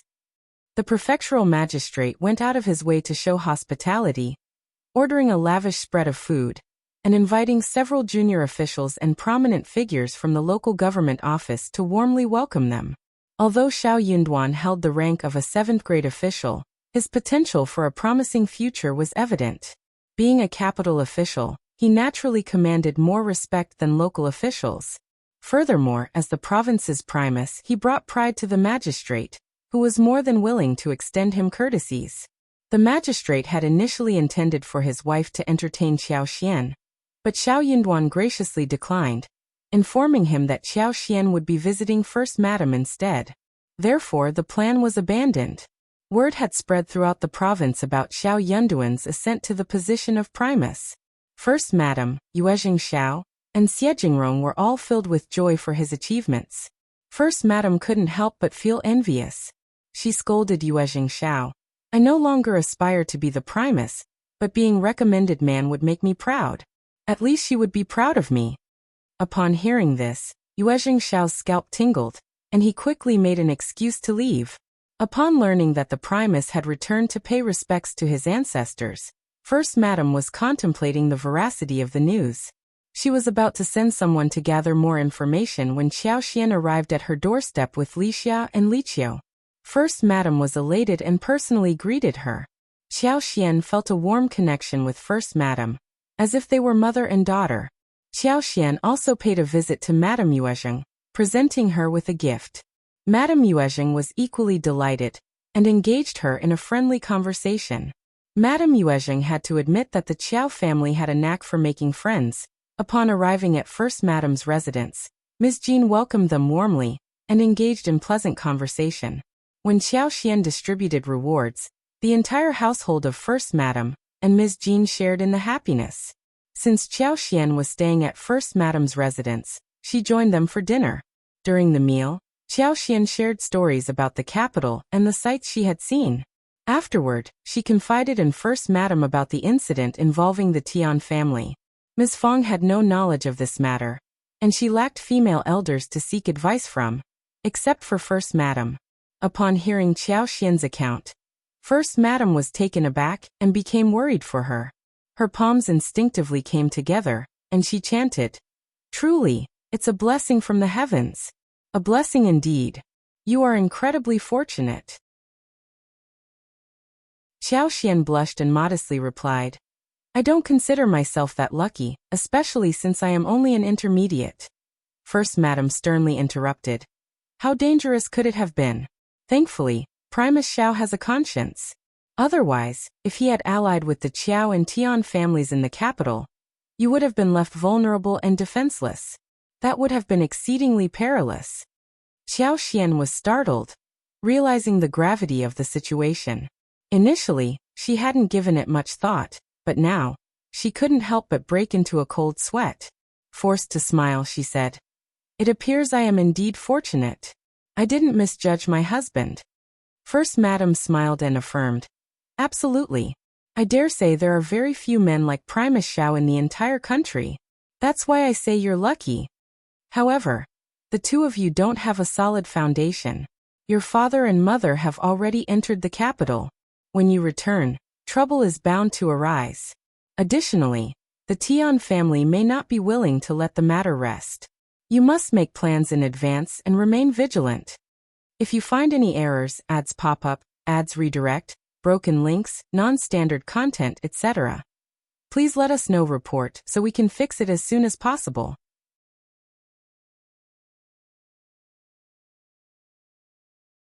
Chapter 10:17 Shame. Our family may not have a business in the capital, but we do have good friends there. I will send you a letter later with their information. If you encounter any difficulties, you can seek their help. Do you need more money? When you return, I will give you tens of thousands of taels extra. It will come in handy when you reach the capital. And if you face any financial constraints, you can turn to my friend for assistance." Xiaoxian was deeply moved and replied with a smile, "Auntie, we have sufficient funds, but if we ever fall short, we will not hesitate to ask for your support." First Madam smiled warmly and said, "That's wonderful. There's no need to be formal with me. Just come to me whenever you need help. I don't believe the Tian family will dare to cause trouble for you in the near future. However, we cannot guarantee that they won't secretly instigate your parents to cause trouble. Primus Xiao's reputation is crucial. If by any chance things take a turn for the worse, remember to plan carefully and avoid impulsive actions. If the Tian family discovers any leverage against you, they will undoubtedly exploit it to cause trouble. Primus Xiao's career might be affected. Since the Emperor holds Primus Xiao in high regard and you have made significant contributions, you should not have to rely on anyone. It's important to maintain your integrity. If you find yourself backed into a corner, you must be reasonable. And if there's no other choice, you can seek assistance from the Crown Prince. In short, we must be cautious and tactful. We need to have clever strategies and adaptability. Money should not be a major concern." First Madam was deeply concerned for Xiaoxian, and kept reiterating her advice. Xiaoxian nodded earnestly, taking it all to heart. In hindsight, she felt a sense of shame. After smoothly winning 2 rounds, she had become somewhat arrogant, thinking that it was all manageable. Little did they know how wrong they were. So what if the Tian family lost? They would find a way out. or someone would create one for them. But for Qiao Xian and Xiao Yunduan, it was a different story altogether. They knew they wouldn't have another opportunity. If they failed, their reputation would be ruined, and their lives could even be at stake. Therefore, they had to remain on high alert and couldn't afford to be careless. It was already late at night when Qiao Xian finally left First Madam's residence and returned to the station. She promised to come back and stay for a few more days once they returned to the capital. The following day, Xiao Yunduan set off for home, so he didn't drink much during the evening gathering. He arrived back after Qiao Xian had returned home. They chatted for a while, and as they were about to go to bed, Xiao Yunduan suddenly smiled at Qiao Xian. Wife, in 4 days it will be an auspicious day. Yawning, Qiao Xian opened her eyes in confusion. What? Are you planning to host a feast for the villagers on that day? Sure, we can do that. Xiao Yunduan chuckled and shook his head. No, my dear. It's an auspicious day for a wedding, my wife. Qiao Xian was taken aback, and her face instantly flushed.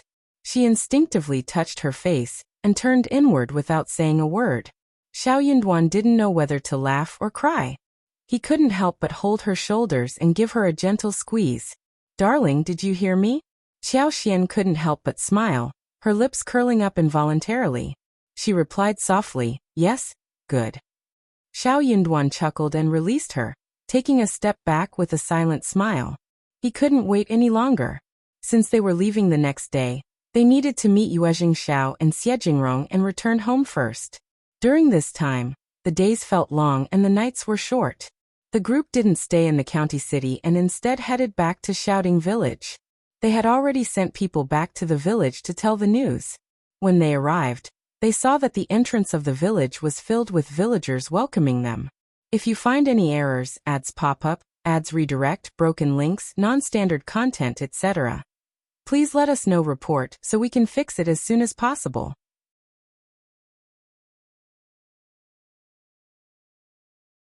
Chapter 10:18. Greeting Mr. Primus. Qiao Xian and Xiao Yunduan were taken aback by the overwhelming enthusiasm of the villagers. They had expected a warm welcome from their family, but they were surprised to see the entire village mobilized in such a grand manner. While they were not individuals driven by fame or fortune, the sight before them ignited a spark of excitement in their hearts. They exchanged glances, their smiles reflecting the joy they felt. Qiao Xian playfully teased Xiao Yunduan. Look at you, Mr. Primus, commanding such admiration. No wonder scholars aspire for glory. Such acclaim is truly something to behold. Xiao Yunduan smiled in response, his eyes filled with pride. It is your deserved honor as well. Qiao Xian's heart fluttered at his words, their love and support for each other shining through their smiles.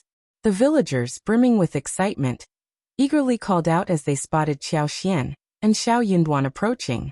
Here they come. Mr. Primus has returned. Our esteemed Mr. Primus has graced us with his presence. Let us welcome our esteemed Mr. Primus. We must ensure that Mr. Primus receives a grand reception. The villagers couldn't contain their joy, their faces lighting up with anticipation. They gathered around Ms. Fong, eldest uncle, the land officer, and a few revered elders of the village. Approaching the group, they bowed respectfully, their voices filled with reverence. Greetings, Mr. Primus. We bow and pay our respects. We humbly greet Mr. Primus. The sudden turn of events caught Ms. Fong, eldest uncle, and the others off guard. Their expressions showed a mix of surprise and anxiety, unsure of how to respond to such an exuberant display. Young Xiaoni was stunned and subconsciously knelt down. Xiao Samlang. Witnessing this, Ms. Su hesitated for a moment before deciding to join them in kneeling. Xiao Yunduan and Qiao Xian were dumbfounded by the sight before them. No, they exclaimed simultaneously, quickly stepping out of the carriage and rushing forward. Xiao Yunduan assisted the land officer to rise, while Qiao Xian helped the female elders to their feet. Calling out, Dad, Mom, she addressed Ms. Su and young Xiaoni, caught between laughter and tears. Sister-in-law, third sister-in-law, please stand up. This is unnecessary. Upon seeing her two daughters-in-law kneeling, Ms. Fong grew infuriated. What are you doing? Eldest son, third son, have you lost your minds as well? Xiao Dalong and Xiao Sanlang swiftly helped their wives to their feet. Young Xiaoni chuckled in embarrassment. Oh, my legs simply gave out. I saw everyone else kneeling, so I followed suit. Laughter filled the air as the tension dissipated. The family elders shared in the mirth, wiping away their tears. They then proceeded back to the village with Xiao Yunduan, while Qiao Xian accompanied the esteemed female family elder and Ms. Fang. The villagers gathered around, joining the celebratory procession as they returned to the village. The gates of the ancestral hall swung open, and Xiao Yunduan, accompanied by the land officer, entered to pay their respects, offering kowtows and incense as a means of conveying the auspicious news to their ancestors. Afterward, they made their way back home. Due to the suddenness of the news, preparations had been made hastily. Fortunately, the spacious first section of the Xiao family could accommodate the influx of guests, and every room was filled with joy and celebration. Xiao Xian and Ms. Fang instructed the servants to prepare tea for the elders, and arranged for the ceremonial team to temporarily settle in Xiao Zioki's yard, ensuring they had provisions and seating arrangements.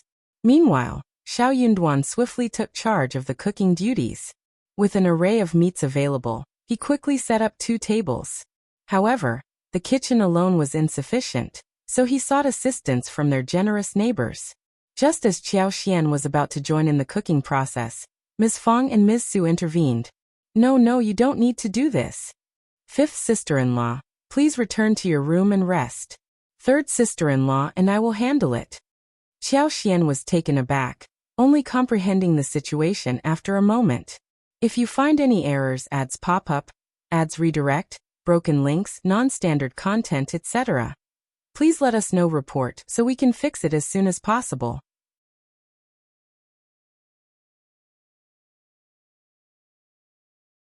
Chapter 1019, Still a Family. Ms. Fang said with a smile. You are the wife of the Primus and the official's wife now, so you are not allowed to do such menial work. You are making them lose their lifespan. Go and rest. Qiao Xian. However, she couldn't help but find it amusing. Bursting into laughter, she replied, Don't worry, Mom. I will cook 2 dishes for my husband and 2 dishes for my parents. Besides, I need to eat too. What? Ms. Fang was delighted to hear Qiao Xian's response. She thought her daughter-in-law was sensible and filial, and with her by her son's side, she had nothing to worry about. It's rare for you to be so filial, but you don't have to go through the trouble today. Rest for a bit. You can be filial to your parents any other day. They won't miss a meal with Yin Duan around. Feeling touched, Qiao Xian smiled and said, Mom, since you care about me, I will listen to you. All right. Now go and rest. Your sister-in-law and 3rd sister-in-law's culinary skills may not be as good as yours, but they've improved. I'll have them send you some food later. I'll ask Li Xia and Li Qiu to help. They can send it over later. Qiao Xian smiled at Ms. Su and Yang Xiaoni and said, Sister-in-law, 3rd sister-in-law, we're family, so please don't treat me like an outsider. Let's maintain our close bond, just like before. Observing Ms. Su and Yang Xiaoni's respectful but somewhat helpless expressions, and hearing Ms. Zu's hesitant you, Qiao Xian felt a bit uneasy. She didn't want there to be any distance between them. Since arriving in this world, she had acquired superpowers, wealth, a husband, and her relationship with her in-laws was also good. All she wanted was for everyone to remain close and continue living happily. That, to her, would be the ultimate perfection and happiness. She was not that petty. They were not arrogant just because they had obtained the power. Ms. Su and Yang Xiaoni were startled. Yang Xiaoni smiled embarrassedly. Can this work? 5th sister-in-law. You're now the wife of the Primus and the wife of an official. Qiao Xian burst into laughter. Am I still the 5th sister-in-law? Yang Xiaoni nodded dumbly. Qiao Xian tried not to laugh. Well, as long as I am still your 5th sister-in-law, we will be the same as before. This really works? Sure. All right, let's listen to 5th sister-in-law. Yang Xiaoni chuckled and looked much more relaxed. Ms. Su nodded with a smile, looking relaxed. Qiao Xian was still resting in her own yard when Ms. Su, Yang Xiaoni, Tao Tao, Li Xia Li Qiu, Ms.Yan and a few other women helped her to make a meal. Xiao Yunduan and eldest uncle were eating with the land officer and the elders, and 3 tables were set up at the ceremonial team. Xiao Dalong and Xiao Sanlang greeted them. Xiao Xian did not eat in the yard, but stayed with Ms. Fong and the others somewhere else. After dinner, the land officer and the elders chatted with Xiao Yunduan and his son for half the night before they left happily. From the next day onwards, the house became a hub of liveliness. Relatives and friends arrived in a continuous stream, creating a bustling atmosphere akin to revolving doors and musical chairs. Xiao Xian found herself occupied for 5 to 6 days before finally getting a moment to catch her breath. When the auspicious day arrived, the family head led Xiao Yunduan to pay respects to their ancestors. To celebrate, the first branch of the Xiao family hosted a grand banquet, extending their warm hospitality to the villagers. If you find any errors, ads pop up, ads redirect, broken links, non-standard content, etc., please let us know. Report so we can fix it as soon as possible.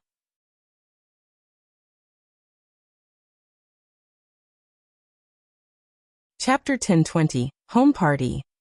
After the long-awaited banquet finally came to an end, the Xiao family let out a collective sigh of relief. Everyone was overjoyed, yet completely exhausted.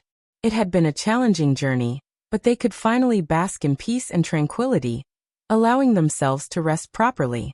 The banquet had attracted not only the villagers but also numerous relatives, friends, local dignitaries, former classmates, and others who came to extend their congratulations. Even the newly appointed county magistrate made a special appearance, accompanied by his grandmaster, to personally convey his good wishes. Impressed by the occasion, Xiao Yunduan requested the county magistrate to escort them to the county, generously offering him a gift of 300 liang. The Xiao family's humble abode was not spacious enough to accommodate such a large gathering, and Xiao Yunduan and Xiao Xian preferred to spend the next few days in the company of their family, rather than amidst the crowd. Furthermore, there was little to do in the village, leaving them with a sense of boredom. The sum of 300 liang would sustain them comfortably in the county office for well over a month. Grateful for the newfound serenity, Ms. Fong urged Xiao Xian to organize and arrange all the presents that had been bestowed upon them during the event. Although these gifts were meant for Xiao Yunduan, Ms. Fong refrained from interfering, allowing Xiao Xian to make the decisions herself. Ms. Feng's selflessness was evident, as she had no intention of claiming anything for herself. These were rewards earned by her son, and as his mother she wholeheartedly supported his rightful ownership. Xiao Xian acknowledged her mother-in-law's sincerity, and felt a deep conviction in her trustworthiness. In any other scenario, someone might have seized the opportunity for personal gain. However, Ms. Feng's integrity and maternal love made it impossible to resist her intentions. Xiao Xian smiled in response and, with the assistance of Tao Tao, Li Qiu, and Li Xia, dedicated an entire day to sorting through the gifts and meticulously recording each one. Then, Xiao Xian invited Ms. Fong to take a look at the gifts. The total sum amounted to an impressive 8,688 liang, consisting of 8 screens, each with its unique characteristics. One was made of exquisite rosewood, another intricately carved with crystal, and the third adorned with embroidered 6 jade halls. Among the presents were also 80 pieces of silk and satin, each distinct in its design and texture. Additionally, there were porcelain items, jade artifacts, purple copper, wood carvings, and an array of various decorations. Not to forget, there were calligraphy and paintings as well. Perplexed, Ms. Fong smiled and remarked, "As farmers, we have no need for these items. Even if we were to select the most suitable ones, we couldn't possibly make full use of them.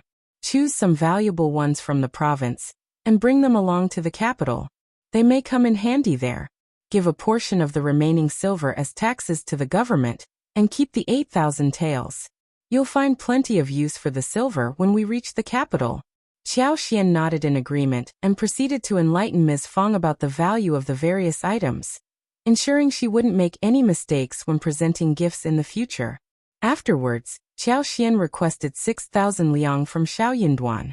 Xiao Dalong, Sanlang, Tao Tao, and the others also received their share.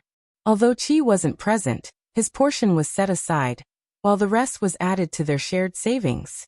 Following a discussion with Ms. Fong, Xiaoxian carefully selected some clothes, packed them up, and distributed them to Xiao Dalong, Xiao Sanlang, Qi, Tao Tao, and others.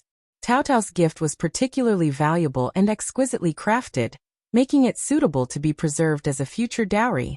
The servants had worked hard these few days, so they were rewarded heavily as well. This time, everyone was happy. It was a family dinner tonight, and Xiaoxian was going to cook a good meal for everyone. That made everyone so happy that they took the initiative to help Xiaoxian, as if it were the new year. While they were happy, everyone could not help but think of Qi and sigh sadly.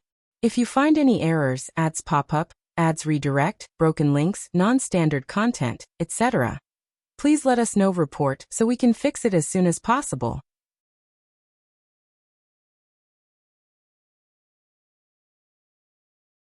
Chapter 1021 Cooking. If only Qi were at home too.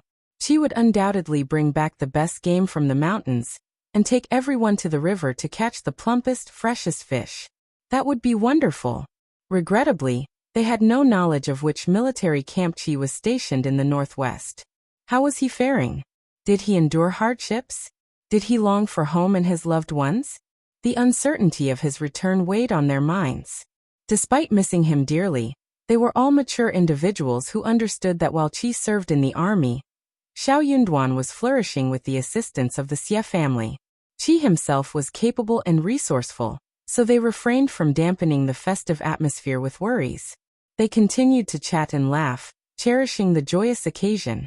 The fish and prawns in the Zhang village pond were plump and abundant, prompting Xiaoxian to have someone catch numerous prawns, a turtle and 2 fish. In the evening she would prepare crispy shrimp balls, braised chicken nuggets, clear soup fish balls, beetle taro pork, sweet skin duck, crispy chicken, mutton soup, tofu, sour soup, stir-fried bamboo shoots, garlic lettuce, and silky yams. As the dishes took shape, the 3 stoves simultaneously burst into action. The kitchen emitted waves of tantalizing aromas that awakened everyone's appetite. During dinner, delectable dishes adorned the table. Everyone gathered happily, engaging in conversation while savoring the flavorsome feast. Their taste buds were captivated. Finally, 5th sister-in-law's culinary skills. 5th sister-in-law is an exceptional cook.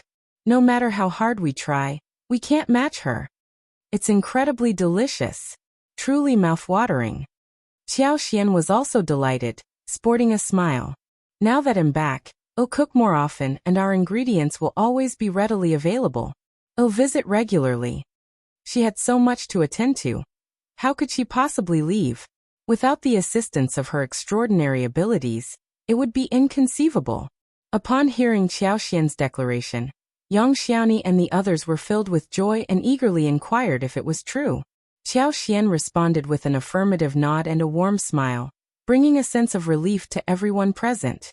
Xiao Yunduan exchanged a glance with Xiaoxian and chuckled helplessly. He had already discussed this matter with his wife. It was simply impossible for him to return home every year, let alone multiple times throughout the year.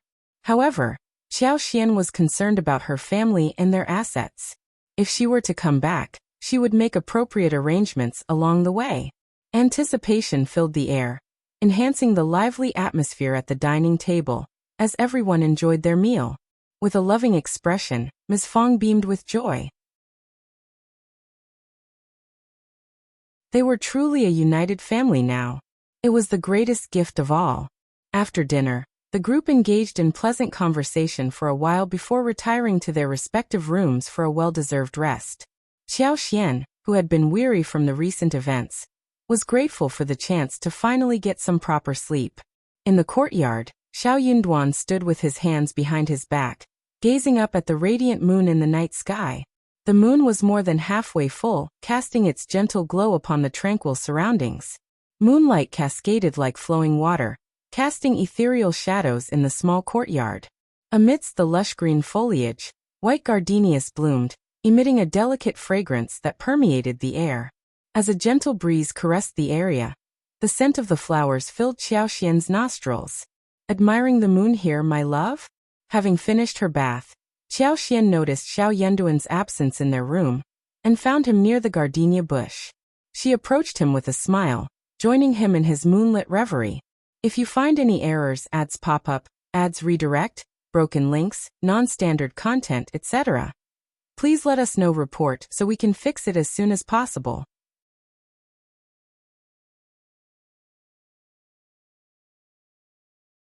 Chapter 1022 Moonlit Night. Xiao Yunduan affectionately embraced Xiaoxian as she got startled, attempting to break free. However, he seemed unusually resolute today, tightening his hold and preventing her from escaping. Though not physically strong, his determination was evident. As his hands touched her, Xiaoxian's skin grew warm, causing her cheeks to flush. With a smile, she protested. "What are you doing? Let go of me. Wife, let us consummate our marriage tonight," he whispered. "What?" Xiaoxian's eyelids twitched in surprise. "Are you unwilling?" His tone and expression softened, melting Xiaoxian's heart. Without thinking, she replied, "Of course not." "Good, as long as you agree." Xiaoxian was left speechless. Xiao Yunduan's eyes, filled with affection, sparkled under the moonlight. A charming smile graced his handsome face, making her blush. Confused, Xiaoxian stammered, But the auspicious day has already passed. Earlier, he had mentioned that they would consummate their marriage on an auspicious day, but his plans had been disrupted by the whirlwind of his return and busy days that followed. How could he find the time? That day had passed without anything happening, leaving Xiaoxian slightly disappointed. Naturally, she would never admit it to Xiao Yunduan, or his ego would soar. However, Xiao Yunduan was already quite proud of himself. He chuckled and said, "So you've been thinking about the auspicious day. My apologies. But don't fret. Today is also an auspicious day." Xiaoxian grew startled and blushed. Playfully, she landed a punch on his arm. "What nonsense are you talking about? You. I am not thinking about it. You Xiao Yunduan burst into laughter. Yes, you are not thinking about me, but I am as well." Xiaoxian said proudly. "That is more like it." As Xiaoxian felt weightless, she realized that Xiao Yunduan had already scooped her up into his arms. Startled, she instinctively wrapped her arms around his neck. Their proximity brought their gazes together. In each other's eyes, their reflections appeared both clear and hazy. Their entwined gaze blurred their vision, stirred their hearts, and left their minds in a whirl. Feeling overwhelmed, Xiaoxian feigned composure and averted her eyes, her face and ears turning crimson. Xiao Yunduan smiled, lowered his head, and planted kisses on her cheeks, forehead, eyebrows, and finally, her lips. Xiaoxian's mind went blank, her body growing limp. Her heart raced in a flurry, causing her to panic. However, Xiao Yunduan only bestowed gentle kisses upon her. Chuckling softly, he carried her towards the bedroom. Thick curtains concealed their intimate moments, keeping them hidden from prying eyes. Xiaoxian drifted into a deep, restful sleep, surrendering herself to the comfort of the bed. When she finally woke up, it was already afternoon. Sunlight filtered through the window veils, casting diagonal beams on the light green tiles. The rustling of leaves could be faintly heard as the wind brushed past. Blushing, Xiaoxian averted her gaze upon seeing Xiao Yunduan's smiling eyes. Savoring the moment, Xiao Yunduan tightened his embrace and brushed his lips against her face. "Are you awake?" Today, it didn't matter if she slept in. Xiaoxian had no fear of gossip. Instead, she felt a heightened sense of embarrassment in Xiao Yunduan's presence. If you find any errors, ads pop up, ads redirect, broken links, non-standard content, etc., please let us know. Report so we can fix it as soon as possible.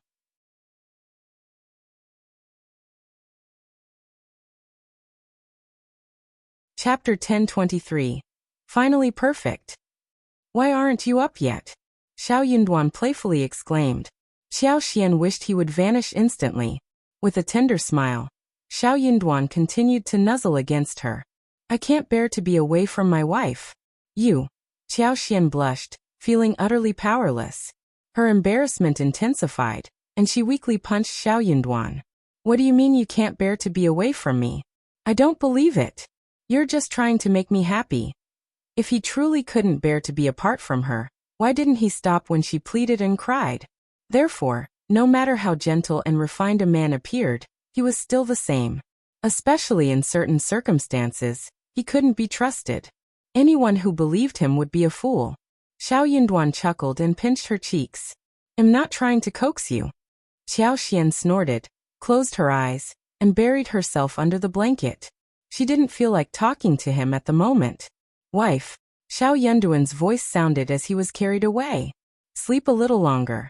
I'll get up first. I'll ask Li Xia to stay in the outer room. When you're ready, just let her know, and I'll bring you hot water for a bath. That sounds reasonable. Xiao Xian felt a hint of satisfaction and nodded from beneath the quilt. Xiao Yunduan smiled and got up. His wife was finally his. His heart finally found peace. He had always been afraid she would leave, fearful that she would disappear if he wasn't careful. He couldn't bear such an outcome no matter what. As footsteps faded, Xiao Xian lifted her head from the blanket and let out a sigh of relief. She relaxed on the bed, limbs sprawled. Absently, she stared at the canopy above, allowing her mind to wander freely. Suddenly, the memory of last night flooded Xiao Xian's mind, causing her face to flush. She felt even more tender and vulnerable. Biting her lip, she rolled over with the blanket, letting out a soft sigh. However, a gentle smile tugged at the corners of her lips, and her eyes brimmed with affection. They were truly husband and wife now. From this point forward, they would stay by each other's side, supporting and cherishing one another for the rest of their lives. There was no turning back. And she didn't want to turn back. This man would eventually be hers. It had been worth the wait until now. No matter what, in this moment, she could see and feel how good he was to her. If she let him slip away, she would deeply regret it. In the first section of the family, everyone sensed that something had changed. Yet, no one could put a finger on it. Even Yang Xiaoni, not known for her keen perception, couldn't help but lean into Xiao Sanlang and whisper, "Brother Sanlang, don't you think fifth brother and fifth sister-in-law have grown so much closer? Look at them, they're inseparable and so affectionate." Oh my, it's embarrassing to witness. Xiao Sanlang, being even more clueless, scratched his head and replied, "Really? I hadn't noticed. But now that you mention it, they do seem quite close.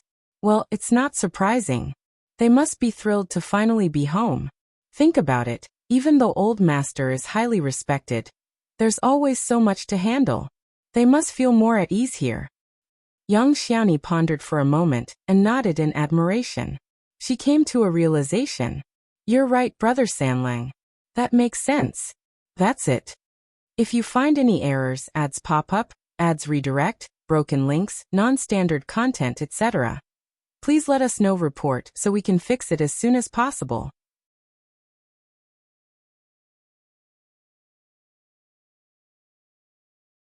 Chapter 1024. Inspecting the Industry. Xiao Xian and Xiao Yunduan were oblivious to this amusing situation. Otherwise, they would have burst into laughter.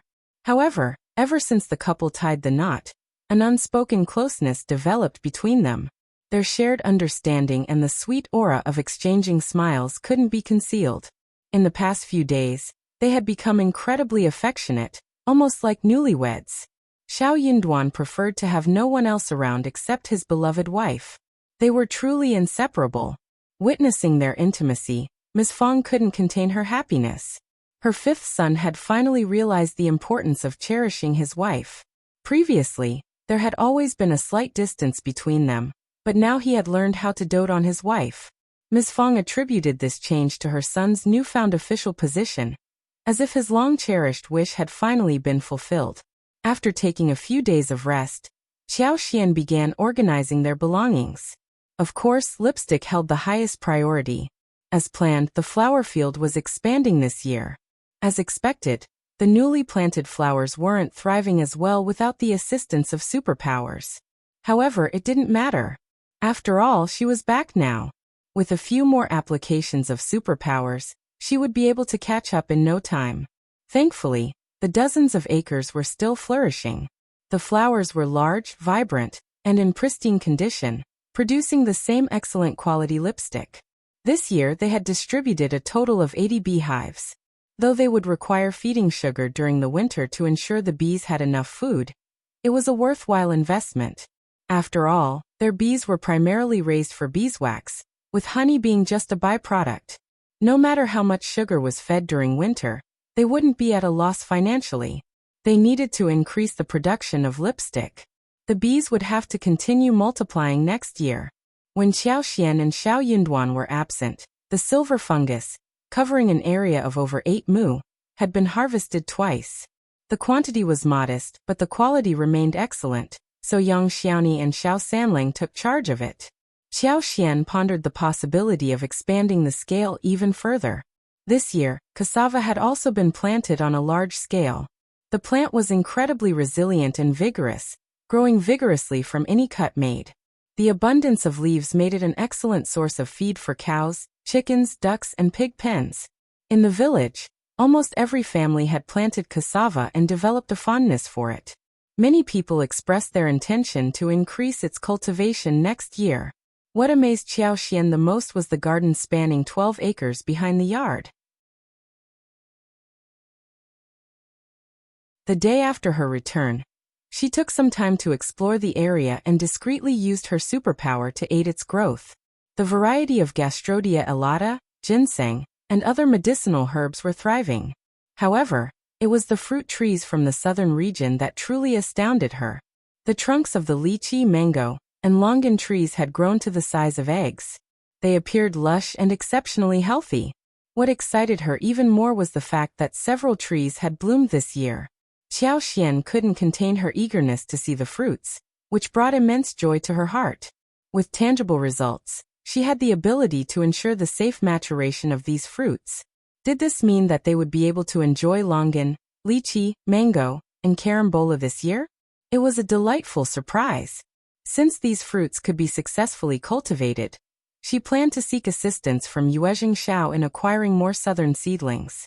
If you find any errors, ads pop up, ads redirect, broken links, non-standard content, etc., please let us know. Report so we can fix it as soon as possible.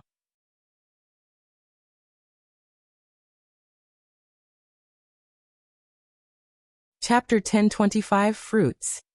The 1,200 mu of land on the outskirts of the provincial city remained unplanted.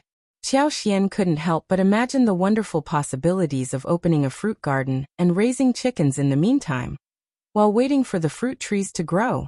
With the ability to cultivate plants in the space, Xiao Xian had no intentions of holding back.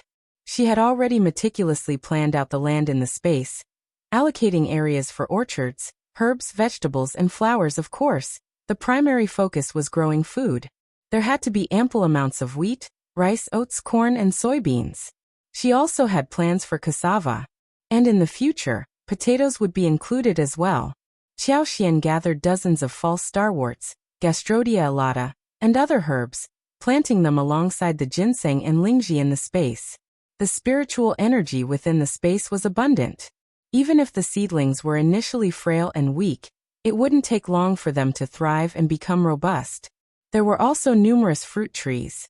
This aspect was exceptionally convenient as they could grow and mature rapidly. Lychee, longan, mango, papaya, dragon fruit, pomegranate, fig, loquat, cherry, watermelon. Xiao Xian didn't overlook a single fruit. Once the fruits ripened, she would pick and store them in the intermediate compartment of the hut. They would remain fresh and could be enjoyed at any time. When Xiao Xian accompanied Xiao Yunduan to the capital, the honeydew seeds weren't suitable for breeding. Hence, she entrusted Tao Tao and Ms. Su to cultivate and transplant them. During that time, she had attempted to infuse some superpowers into the seeds, but she wasn't certain if it would yield results. Judging by the current progress, it seemed to be quite effective, didn't it? The cantaloupe seedlings also appeared promising, with small melons already growing. They were incredibly adorable and charming. Tao Tao and the others observed her attentively. Xiao Xian also transplanted several trees into the space. With the application of her superpower, the fruit trees in the garden seemed to flourish even more, radiating vibrant greenery and boundless energy. As it was the busiest time for making lipsticks, Xiao Xian, Tao Tao, Yang Xiaoni, Chunyu, Chunfeng, and Li Xia headed to the flower field to lend a hand. Accompanied by 5 girls from the village, Tao Tao took charge and the girls followed her instructions diligently. They were assigned to pick and wash the petals, while Chunyu and the others transported them to the house where the lipsticks were made. The process proceeded with remarkable efficiency and orderliness. Xiaoxian was highly satisfied with the outcome. She gave Tao Tao a thumbs up and complimented her, saying, "Tao Tao, you're becoming more and more capable." Tao Tao's eyes sparkled, her face beaming with pride and a hint of shyness. "Fifth sister-in-law taught me everything. I simply followed her instructions." Upon returning home, Tao Tao clung to Xiaoxian, tagging along wherever she went. Xiao Yunduan couldn't help but feel a little down when he saw their closeness as a married couple. Xiaoxian smiled and remarked, "Tao Tao is smart. That's why she's able to learn so quickly." Young Xiani agreed, nodding emphatically. Yes, I'm not as capable as her. I'm only good with manual tasks. Using my brain and communication skills is quite challenging." Hearing this, everyone burst into laughter. The following day, Xiaoxian and Xiao Yunduan visited Zhang village, exploring the surroundings. The lush creeping fig, the inviting tea house, and the fertile fields all brought Xiaoxian immense joy and a profound sense of accomplishment. This year, tea saplings were successfully planted in all the tea houses, and the survival rate of the newly transplanted seedlings exceeded 95%. It was an excellent outcome even without Xiaoxian's intervention. If you find any errors, ads pop up, ads redirect, broken links, non-standard content, etc., please let us know. Report so we can fix it as soon as possible.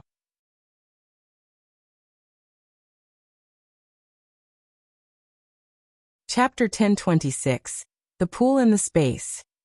After the tea trees sprouted, Xiaoxian planned to gradually replenish the scattered seeds. The previously planted tea trees had been harvested this year, thanks to Manager Mu's efficient arrangements. With the assistance of Yuezhing Xiao and Ding Erju and his wife, the tea leaves were successfully produced and sold, causing quite a stir in the provincial city. Yuezhing Xiao, as usual, kept the source of the exquisite tea a secret, leaving the tea merchants perplexed and eventually giving up their inquiries. As long as they could obtain the goods and verify their authenticity, they were satisfied. As for how long they could maintain this secrecy, time would tell. Delighted by the success, Xiaoxian discussed with Xiao Yunduan and decided to purchase an additional 1,000 mu of land in Zhang village, intending to gradually establish a larger tea house. With the vast expanse of Great Qin, the demand for tea leaves was insatiable every year. The higher the quality of the tea leaves, the more sought after they became. Even if the supply increased in the future, and the prices of golden sprouts and lavender decreased, the tea house would still yield substantial profits. It was a venture that wouldn't go wrong. Such exceptional tea leaves deserved recognition and appreciation from around the world. Xiaoxian carefully stored away the tea tree as well. As they were preparing to leave, Ding Erju presented Xiaoxian and the others with more fish and prawns from the pond, urging them to take them back home. Xiaoxian attempted to transfer the prawns into the intermediate pool within the space, but to her surprise, they ended up in there too. Overjoyed, she couldn't contain her excitement. This was even better. It meant that in the future, fish and prawns could be self-sufficient. Upon returning home, Xiaoxian went to the backyard to assess the situation. She scooped up mandarin fish, eel, Chinese perch, carp, and other fish from the pool, and placed them in the designated fish pond within her space. To her surprise, the pool in the space automatically split into two sections, a pristine spring pool and a fish pond. The fish and prawns she transferred entered the designated area seamlessly. Xiaoxian couldn't help but feel amazed at the incredible functionality of the space. She pondered whether this meant that during her travels to different locations, aside from collecting various crops, fruit trees, flowers, and herbs, she could also gather local fish, prawns, and other aquatic products. If the seafood space could accommodate them, she would be overjoyed. Later that night, Xiaoxian prepared a delicious feast. The menu included tea-flavored prawns, stir-fried eel shreds, fish and goat pot, steamed meat with lotus leaves, stir-fried shredded bamboo shoots, garlic eggplant, century egg mixed with tofu, stir-fried wolfberry sprouts, and asparagus slices. Today, Ms.Yan delivered tofu along with smoked bean jerky, oil skin, and deep-fried tofu, which they planned to enjoy the next day. It wouldn't be appropriate to invite Ms.Yan for dinner alone, so they decided to invite her to join them for a barbecue in a few days. Ever since Qiao Xian and Xiao Yunduan returned home, the house had been bustling with activity, and Ms.Yan often came to lend a helping hand. Although she appeared ordinary, she possessed remarkable intelligence, poise, and organizational skills, earning praise from everyone. Behind closed doors, Ms. Fong secretly felt sorry for Ms. Niu and second uncle. Fortunately, the Yan family was also prosperous. With their thriving bean product business, they were making substantial profits. It was rumored that they planned to build a large house and courtyard by the end of the year and acquire some fields. With such backing, Ms. Niu dared not flaunt her status as the mother-in-law. If you find any errors, ads pop up, ads redirect, broken links, non-standard content, etc., please let us know. Report so we can fix it as soon as possible.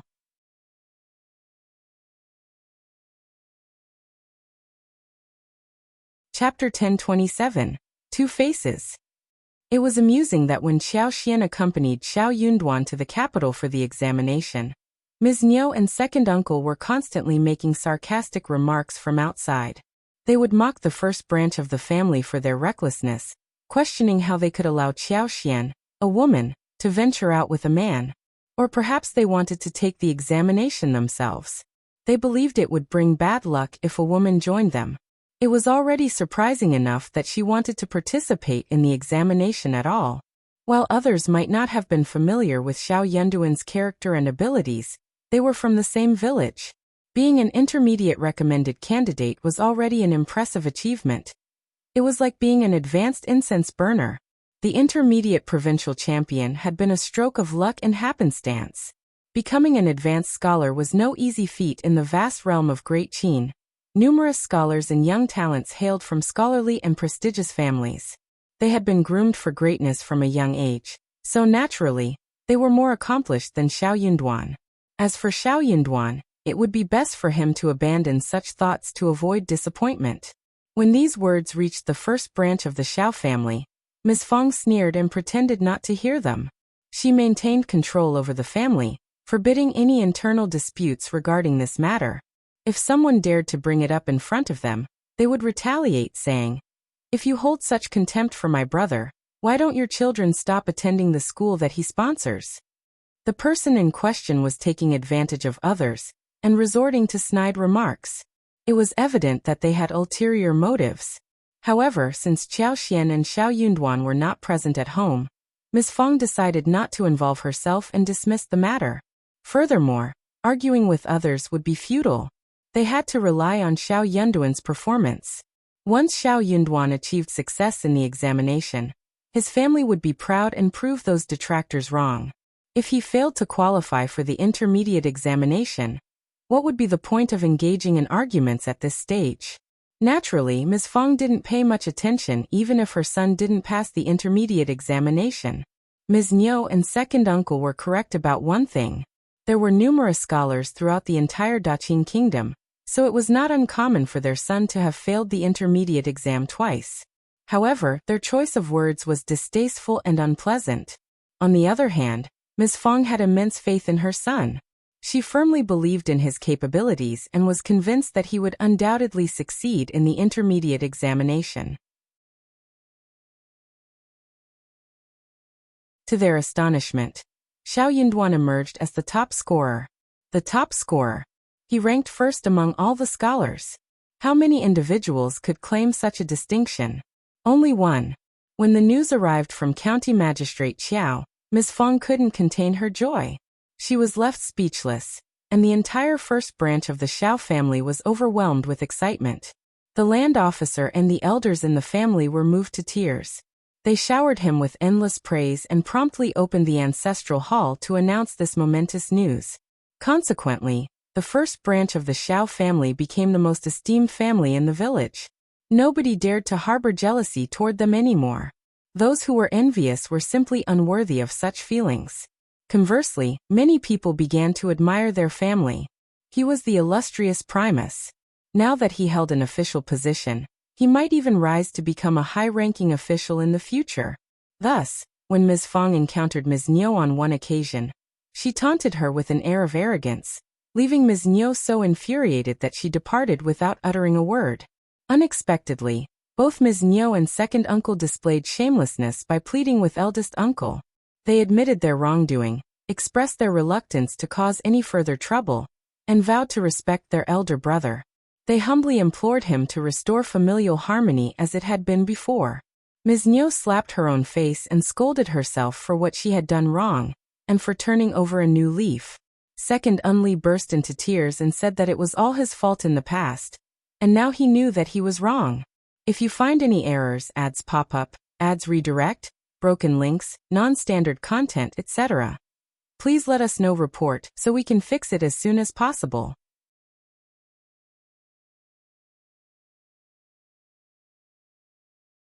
Chapter 1028. Reject. Eldest uncle couldn't bear to witness his parents crying and begging before him. In a moment of impulse, he agreed to their request. But as he began to express this to Ms. Fong, she interrupted him with a cold smile. So you're using Yin Duan's reputation as the Primus to do favors for such a heartless person? You truly embody the role of Yin Duan's biological father.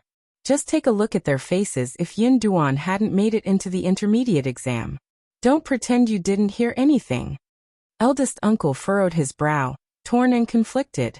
He wasn't angered by Ms. Fang's reprimand. Instead, he let out a sigh and spoke, I understand. But Yunduan has already reached the intermediate level, right? Second brother and the others won't dare to repeat their actions. They merely wish to salvage their reputation. Yes, they're not merely seeking to salvage their reputation. Ms. Fong sneered. They also want to continue their bullying. Eldest uncle choked on his words. Well, you can't. It's not up to you. Ms. Fong retorted coldly. When the time comes, what will you do? Let me make it clear. I won't allow you to use Yenduan's name for this purpose. You'll have to wait for Yenduan's return. You can ask him yourself. If he agrees, I won't object. But if he disagrees, don't even think about it. In my opinion, Ms. Nyo and her husband are two-faced and deceitful. They are excessively greedy. With the support of the Yen family, their two sons are working there and earning a considerable amount of money. Shouldn't they be satisfied? What more do they want? Ms. Fong had worked hard to distance herself from the second branch of the family, and she had no intention of allowing them to enter her home and spew nonsense. She reveled in her freedom and refused to acknowledge their existence. To do so would only invite disaster. Eldest uncle grew slightly irritated. Yunduan listens to you at all. If you want to ask him, go ahead and ask him yourself. But Ms. Fong had no intention of allowing that. Then why don't you reflect on why Yunduan listens to me? Look at what you've done. You're truly praiseworthy. Just ask Dalong, Sanlang, Chi Taotao. None of them have any fondness for Ms. Nyo and her husband. Not only did the second branch of the family wish to break away, but they even contemplated severing ties with the third branch. You. Eldest uncle grew even angrier. Ms. Fong sneered in response. Yunduan is the Primus, and he has the final say in our family. Don't bother running to the land officer and the rest of the family. It's futile. If Yunduan doesn't agree, they'll disregard you. If you truly have no regard for our family and are so heartless, then let's divorce and divide the family. You can go with Ms. Nyo and her husband. With those biting words, Ms. Fong stormed off angrily, paying no heed to eldest uncle's thoughts. She was genuinely infuriated. Didn't he understand the true nature of the second branch of the family? He did. Yet he remained soft-hearted. His heart softened, clouding his judgment. He dared to engage in all sorts of shameless acts. She saw right through him. Ms. Fong grew so exasperated that she visited Ms. Nyo and second uncle's home the next day, accompanied by her two daughters-in-law. She openly taunted the couple, leaving them greatly vexed. Ms. Nyo wished to scold her, but she didn't dare, resulting in her blushing with anger. It was quite amusing to Ms. Fong as well. She had been seething with anger, searching for an outlet to vent, and now she found herself venting it on Ms. Yan. But was Ms. Yan someone who would tolerate such mistreatment? She hadn't done anything wrong, so she couldn't fathom listening to Ms. Nyo's insults and weeping to the point where she sought solace at her mother's house. Ms. Nyo was so anxious that she couldn't prevent her departure at all. If you find any errors, ads pop up, ads redirect, broken links, non-standard content, etc., please let us know. Report so we can fix it as soon as possible.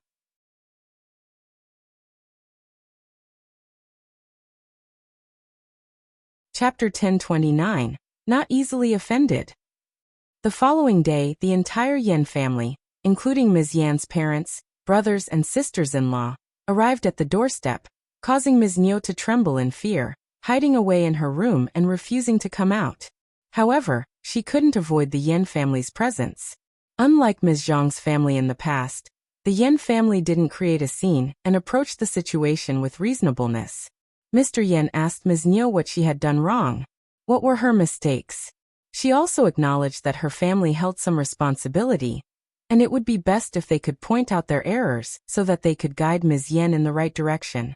After all, Ms. Yan was their daughter, and they would never abandon her. Nevertheless, this matter couldn't be postponed any further. As it stood, only the Yan family had come today. Xiao Erlang and Xiao Silang were still diligently working at the tofu store's workshop, unaffected by the situation. It had to be acknowledged that the Yan family possessed remarkable tact. They took this opportunity to mention Xiao Erlang and Xiao Silang. Ms. Nyo and second uncle were dumbfounded. Truly, the Yan family was extraordinarily magnanimous. Their business thrived, and the salaries they provided to Xiao Erlang and Xiao Silang continued to increase.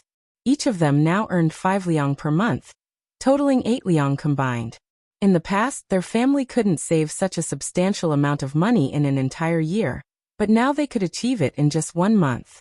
Without this income, Ms. Nyo would go insane, let alone second uncle. Second uncle grew increasingly anxious, even praising Ms. Yan while reprimanding Ms. Nyo. Ms. Nyo felt a mix of anger and fear, but she had no choice but to admit her mistakes. She forced a smile and claimed that she had been so infuriated that she uttered a few thoughtless words to Ms. Yan, but they shouldn't be taken seriously. Mrs. Yan couldn't be easily deceived. Under her persistent questioning, Ms. Nyo had no choice but to change her words and admit that she didn't just make casual remarks, but had actually scolded Ms. Yan. She also made a promise that it would never happen again. The elderly couple from the Yan family scolded Ms. Yan once more, and instructed her not to throw tantrums in the future. Ms. Yan agreed, and thus the matter was resolved. After having lunch at second uncle's house, second uncle asked Ms. Nyo and Ms. Yan to prepare chicken and steam-cured meat for the guests, and the Yan family returned home. As soon as the Yan family arrived back, Ms. Nyo glared at Ms. Yan, but second uncle immediately pulled her away. He gave her a warning, and Ms. Nyo realized what was going on. Annoyed and frightened, she dared not throw another tantrum at Ms. Yan. She truly couldn't afford to offend her daughter-in-law. Speaking of which, Ms. Nyo and second uncle failed to reconcile with the first section of the family, and became the subject of mockery by many villagers. Aware of Ms. Yan's close relationship with the first section of the family, they hoped that Ms. Yan would intervene on their behalf. However, Ms. Yan politely declined their request. Aunt and sister-in-law, the respect they have for me is based on my own merit. I can't dare to meddle in such matters. If I can't even control uncle's words, how can I wield such influence? It wouldn't be good if aunt and the others became angry with me as well. Ms. Nyo and second uncle were left feeling helpless. Ms. Nyo's fury only intensified. What kind of family is this? Which daughter-in-law wields so much power that I, as the mother-in-law, can't even say anything to her? If you find any errors, ads pop up, ads redirect, broken links, non-standard content, etc., please let us know. Report so we can fix it as soon as possible.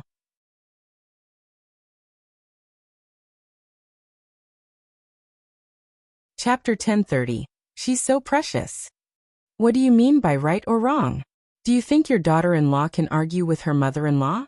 Look at other families, the mother-in-law is always right. Find a daughter-in-law for second brother and get him married, or I will make Ms. Yan furious. Second uncle shot her a stern look and snapped, "Shut up. You're the one who talks too much. Ms. Yan did nothing wrong, so why are you scolding her? I've told you that the Yan family is not to be messed with." Ms. Nyo remained unconvinced. So what if she did something wrong? I am her mother-in-law. So what if I scolded her for no reason? Which daughter-in-law doesn't feel unjustly treated? Which family doesn't have conflicts? She's too spoiled. She's too delicate. You. Enough.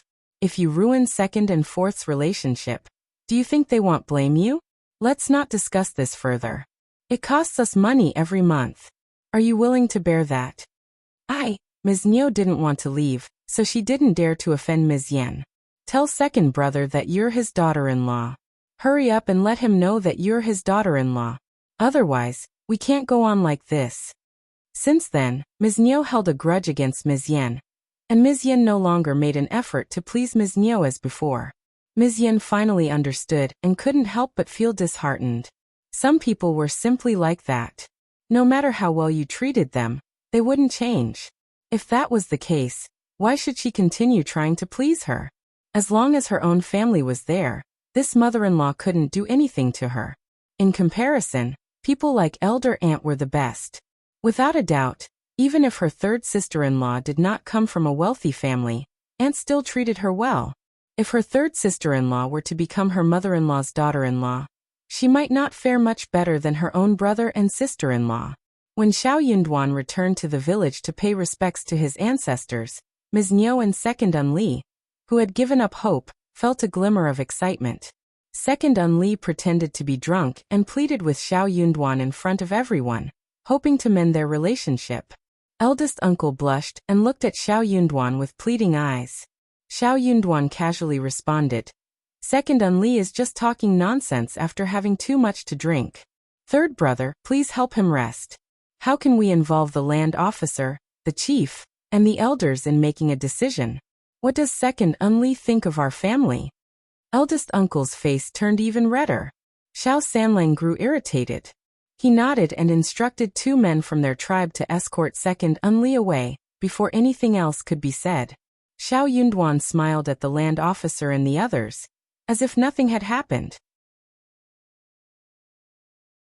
He continued enjoying the food and drinks, and everyone followed suit with smiles. Soon the incident was forgotten and put behind them. Deep down, everyone understood. Mr. Primus was indeed an exceptional scholar. He was steadfast in his principles, and had a clear understanding of the situation. It was impossible to threaten him. It was clear that the fault lay with Mr. Primus. The Xiao couple had crossed a line. Even before Mr. Primus' return, they had spread gossip about him. Their actions were unforgivable. Now it was too late for them to seek favor. Did they really believe that everyone should give in to their demands, and let them do as they pleased? At this point, the second section of the family had lost all hope of reconciling with the first section of the family. During the banquet, Xiao Meiling and her husband, who were already married, also attended to offer their congratulations. The first section of the Xiao family treated them like any other relatives, without any special treatment.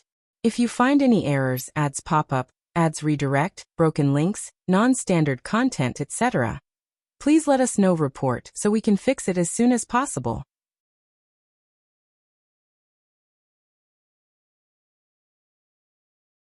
Chapter 1031 Fighting. It was ridiculous that Xiao Meiling still hadn't realized her position. She felt neglected by the first section of the family, and her face darkened throughout the event. She had expected someone from the first section to acknowledge her after making such a scene. However, not even a servant like Chunyu bothered to pay her any attention. Chunyu simply pretended not to see her, and warmly greeted other guests with a smile. Xiao Meiling felt even more aggrieved. She wanted to create a scene but didn't dare to do so on such a significant occasion. If she dared to cause trouble, the first section of the family would undoubtedly kick her out. That would be even more embarrassing. Furthermore, with Xiao Yunduan as the Primus, she felt a sense of fear. In frustration, Xiao Meiling stomped her feet and returned home in a fit of anger, thinking that ignorance is bliss. Upon seeing her, Ms. Nyo exclaimed, "What are you doing here? Did someone bully you?" Her expression hinted at causing trouble. Xiao Meiling burst into tears and cried, "The first section of the family looks down on me. They all look down on me and ignore me." Ms. Nyo cursed and sighed. That family is so snobbish. They treat poor relatives with disdain once they achieve success. Don't feel wronged. It's not worth it. Let's go over there. Humph, if they don't care about us, let's eat more. It's better to feast until they're left with nothing. Meanwhile, Xiao Meiling was extremely frustrated. When she returned to her in-laws' house, nosy women would inquire about the first section of the family. What could she possibly say? The tension between the two families was widely known in the village. She even suspected that the first section had deliberately spread the matter. This resulted in people offering sympathy, making snide remarks, and even her mother-in-law treating her in a similar manner. It was infuriating. Xiao Meiling couldn't help but blame her parents. If it weren't for them, she wouldn't have ended up in this situation. Xiao Xian had her mind set on the expansive piece of land in the suburban province. With flourishing crops like longan, lychee, and mango, she eagerly wanted to visit the provincial city and take action. She requested Yuezheng Xiao to arrange for someone to purchase seedlings from the south and start planting them. Time was of the essence. If she planted the seedlings and utilized her superpower, they would likely grow exceptionally well. Her plan was to return in mid-September or early October to check on these industries again. She would use her superpower to strengthen their growth and stay during the winter. If they managed to thrive successfully, it would bring peace of mind for the following year. After several years of employing her superpower consistently, once it reached a stable level and fully adapted to the local environment and climate, it would create a new breed. Even without relying on her superpower, the crops would likely grow, blossom, and bear fruit splendidly. This was the most desirable outcome. Xiao Xian had a strong belief that it could become a reality. Xiao Xian and Xiao Yunduan decided that the entire family should accompany them to the province, making the trip lively. Xiao Yunduan also agreed, recognizing the convenience of having a house in the province where they could stay. The whole family cheered up upon hearing their decision. The province was a distant place filled with prosperity, vibrancy, and an abundance of delicious food and exciting activities. Although they had been there once before, they longed to experience it again. The prospect of shopping brought great joy. This time, all of us will go. Eldest brother and sister-in-law will come along as well. Lixia and Lichia will stay behind to take care of the house. Xiao Xian's words delighted Chunyu and the others. Packing up was a simple task. They only needed a few sets of clothes. There was no need to bring anything else. They had everything they needed at their residence in the provincial city. If you find any errors, ads pop up, ads redirect, broken links, non-standard content, etc., please let us know. Report so we can fix it as soon as possible.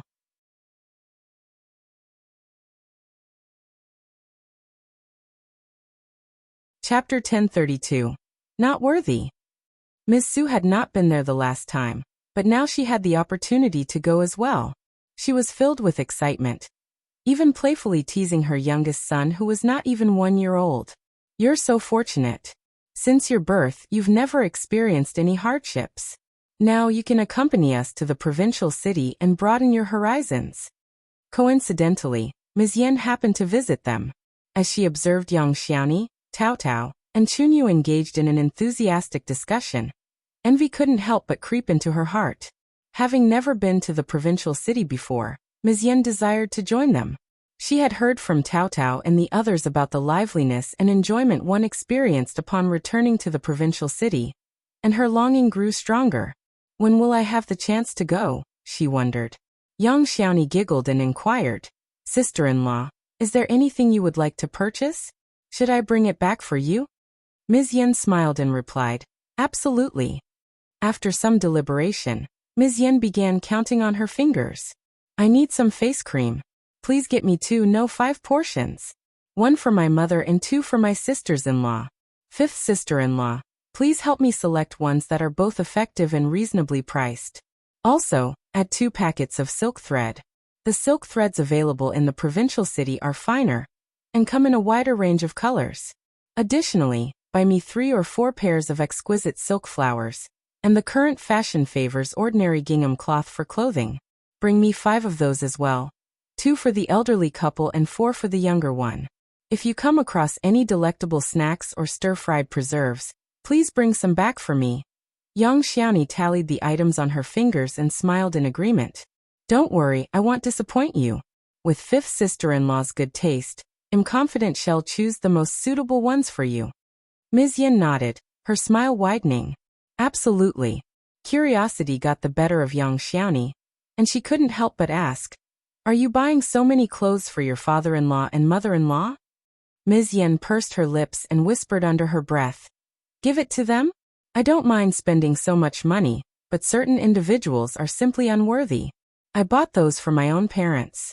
Initially, I was considering not bringing them home if third sister-in-law told anyone about it, but I'll take them to my parents' house instead.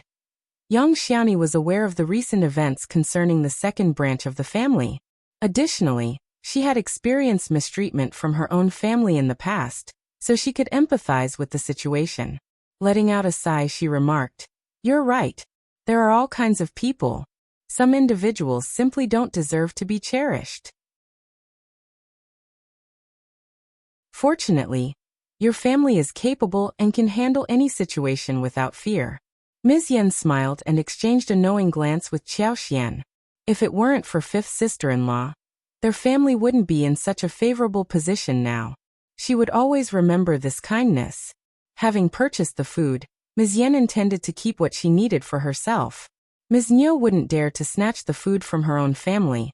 At most, they would share it. Besides the dividends, her husband's monthly salary had reached 7 liang. The couple deducted 2 liang and saved the remaining 5. With money in their hands, they didn't have to rely on anyone to fulfill their needs. Naturally, they had no fear of unreasonable demands from their mother-in-law. Not only her husband and second brother, but Xiao Meiling's husband and father-in-law also worked at the Yan family's bean production workshop, earning 2 liang each month. There was no justification for her to be unjustly treated.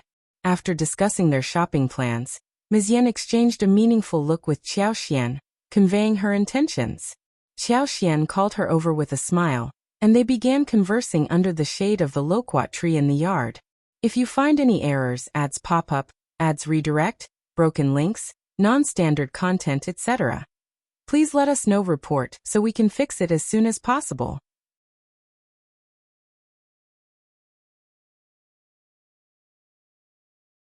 Chapter 1033, Ms.Yan knows.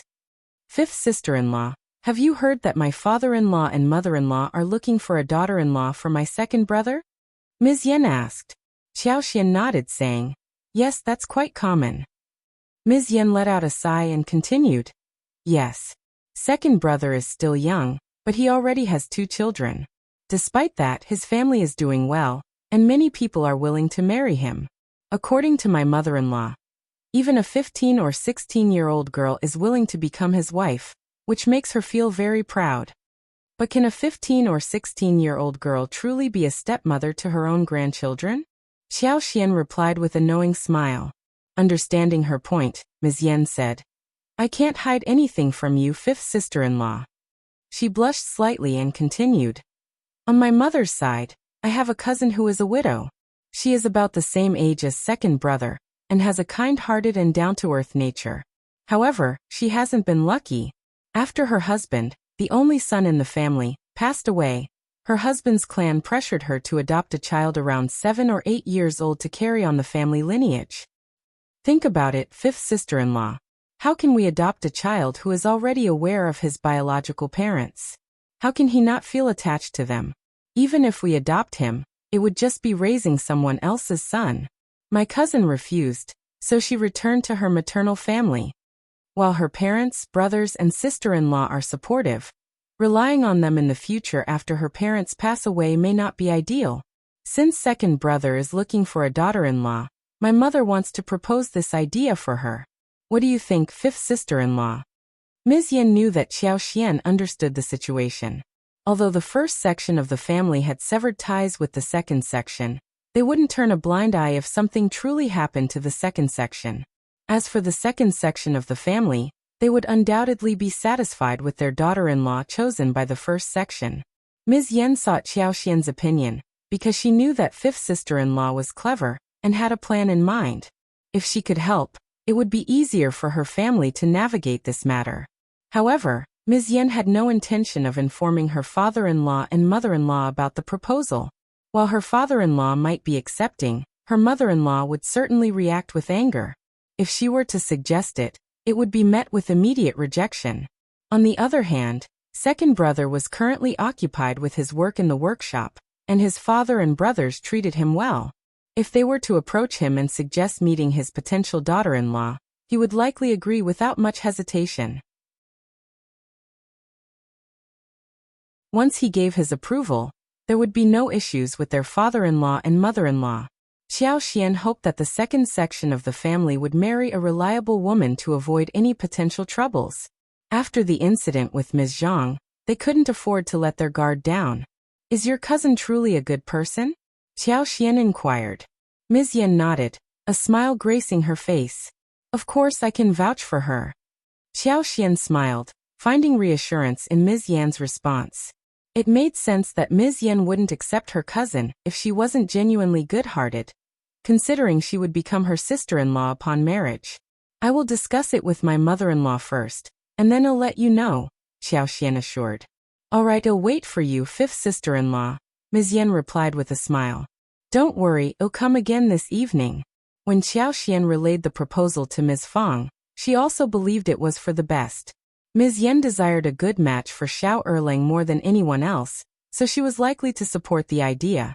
After delivering the message to Ms.Yan, the first section of the family set off for the province the following day. The villagers couldn't help but feel envious. The first section of the Xiao family had achieved great success, and everyone in their family had gained recognition. Many villagers had never dared to dream of going to the province in their lifetime. Yet the Xiao family went there so effortlessly. Concerned that Ms. Niu might divulge the engagement plans to Xiao Erlang, Ms. Yan decided to tell her mother straight away. "If you find any errors, ads pop up, ads redirect, broken links, non-standard content, etc., please let us know, report, so we can fix it as soon as possible."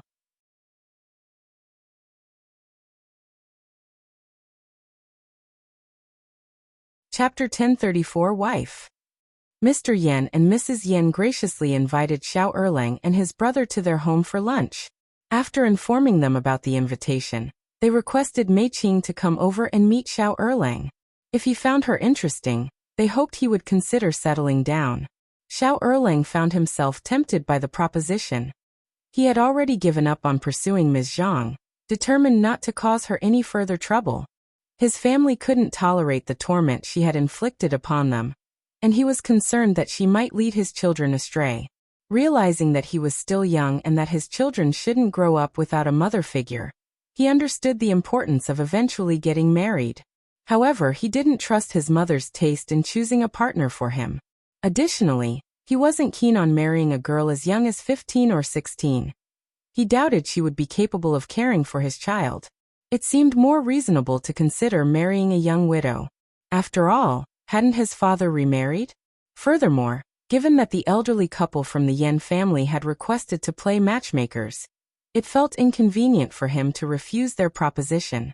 Reluctantly, Xiao Erlang agreed to meet Mei Qing the following day. On the designated day, Mei Qing arrived at the Yan family residence. To Xiao Erlang's surprise, he found himself quite taken with her and immediately agreed to proceed. Upon returning home, he informed his father, who initially expressed discontent, wondering why his son, with such a privileged background, would choose to marry a widow. He pointed out that there were many suitable young girls available. Hearing Xiao Erlang's explanation, his lack of trust in his mother's judgment, and concerns about his own youth and ability to care for a child, his father, second uncle, hesitated. Second uncle also had doubts about Ms. Niu's judgment, fearing that another woman like Ms. Zhang would cause chaos in the household. After a brief moment of hesitation, seeing that his son was willing, second uncle decided not to voice his concerns any further. However, when Xiao Erlang relayed the news to Ms. Niu, she exploded in anger. "What did you say? You're going to marry a widow? You disappointing child. You'll be the death of me with your thoughtless decisions." She had recently been upset with the rest of the family, so she saw the opportunity of finding Xiao Erlang a daughter-in-law as a chance to show off. In fact, because of her, many daughters-in-law and women in the village had been currying favor with her and introducing her to their relatives in the past few days. She felt incredibly smug and proud. Therefore, she had been eager to be selective until now. But then her son actually came and told her that he wanted to marry a widow. A widow. Ms.Yan felt as if she had been slapped in the face. However, the more she resisted, the more determined Xiao Erlang became. He patiently explained to his mother that he already had 2 children, and marrying a widow would make him more capable of caring for them. It was better than marrying a young girl who was 15 or 16 years old. How could she possibly know how to be a mother? Moreover, at 25 years old, he didn't want to marry someone much younger than him. Furthermore, he had seen Mei Qing before and believed she was a genuinely good person. She was the perfect match for him. But no matter what, Ms.Yan refused to accept it. Xiao Erlang became irritated and decided not to explain any further. In short, he wanted to marry Mei Qing.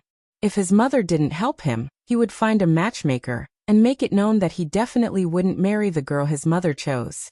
Second uncle also scolded Ms.Yan, reminding her that since Xiao Erlang had set his sights on Mei Qing, she couldn't blame his parents in the future and should refrain from interfering. Ms.Yan grew increasingly frustrated as she couldn't persuade the father and son, so she reluctantly agreed.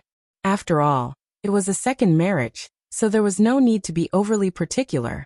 Moreover, Xiao Erlang urgently needed a daughter-in-law to come back and take care of the children, handle household chores and so on. Mei Qing was eager to leave her mother's house as soon as possible, so it truly would be inconvenient for her to stay there any longer. The 2 sides hit it off immediately. There was a good day at the beginning of next month, so the wedding was set at that time.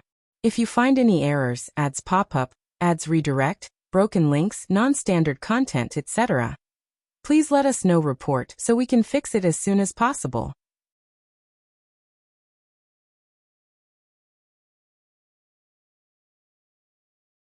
Chapter 1035, Comparison. Ms.Yan became so despondent that she secluded herself at home for a few days. Ms.Yan secretly reveled in this, but she didn't dare to show her joy openly.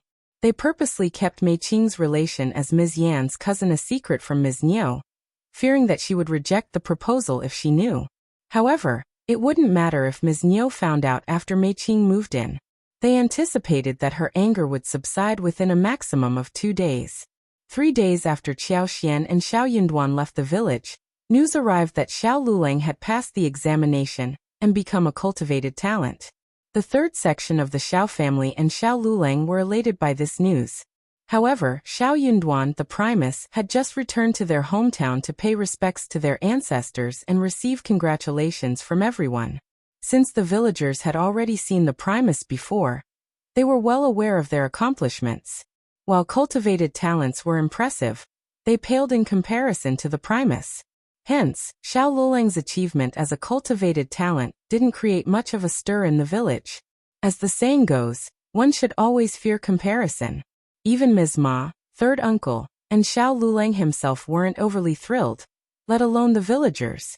Had Xiao Lulang achieved this feat earlier, the entire family would have been ecstatic, causing even Ms. Ma to tremble with joy.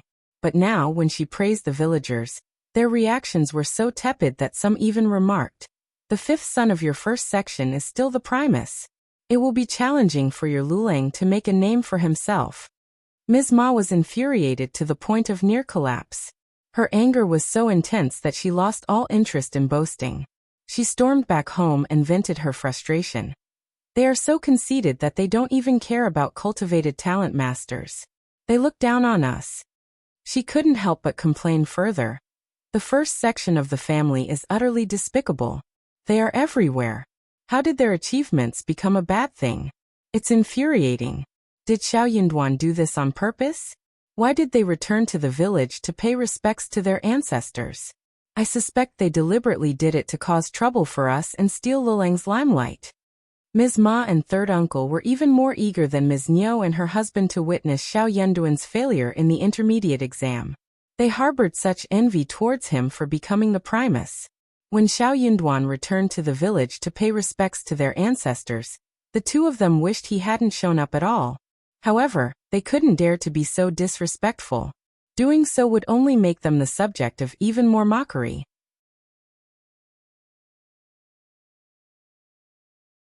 The Xiao family's house was adorned with gifts, and the first section of the family, along with Xiao Yunduan, seemed exceptionally grand. Xiao Lulang felt increasingly frustrated the more he observed it. Yet he couldn't avoid the situation and had to endure it. After a long wait, Xiao Lulang had finally become a cultivated talent. However, there was no joy within him when compared to Xiao Yunduan's achievements. Hearing his mother's complaints, Xiao Lulang grew even more irritated, his face darkening. Enough talking about them. If Xiao Yunduan can become an intermediate cultivated talent, then so can I. If he can become an intermediate advanced scholar, then so can I. He vowed that one day he would surpass Xiao Yunduan and trample him underfoot, making him kneel down and beg for mercy. Ms. Ma, caught up in the excitement, exclaimed, "Absolutely right. Let's not waste our words on them. Lulang is truly talented, far superior to Xiao Yunduan, who relies solely on luck. Lulang, you must earn me the title of Primus too. Let's see who would dare to make sarcastic remarks in this village then." Xiao Lulang's face grew even darker. He shot a cold glance at Ms. Ma and silently retreated to his room, refusing to say another word. If you find any errors, ads pop up, ads redirect, broken links, non-standard content, etc., please let us know. Report so we can fix it as soon as possible.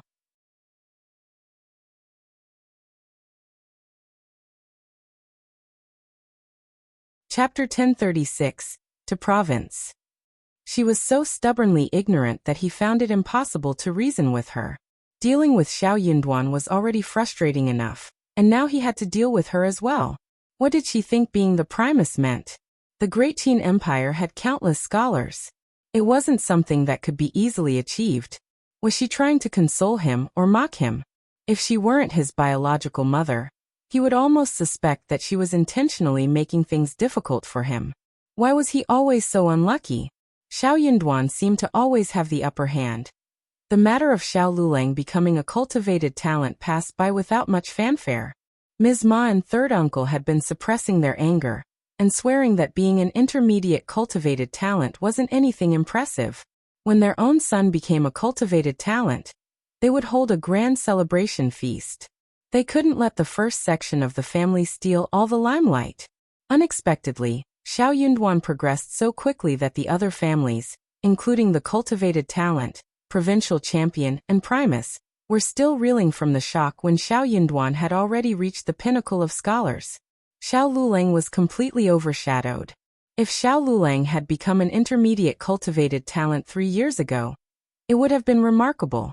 But now, they couldn't even bring it up anymore. Such bad luck. Upon arriving at the province, Xiao Xian and Xiao Yunduan began to settle in happily, tidying up their surroundings. Since it was nighttime, Xiao Xian asked Songshi to order 2 tables of food from a nearby restaurant. The dishes at the restaurant were exquisite, with a wide variety of ingredients. They even ordered some special dishes.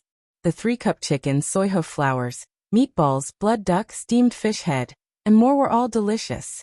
After a long day of travel, they were all feeling a bit tired. After having dinner and chatting for a while, they retired to the room to rest. But for Xiao Xian and Xiao Yunduan, who had experienced so much, it wasn't a big deal. Once they left the hall, Xiao Yunduan took hold of Xiao Xian's hand.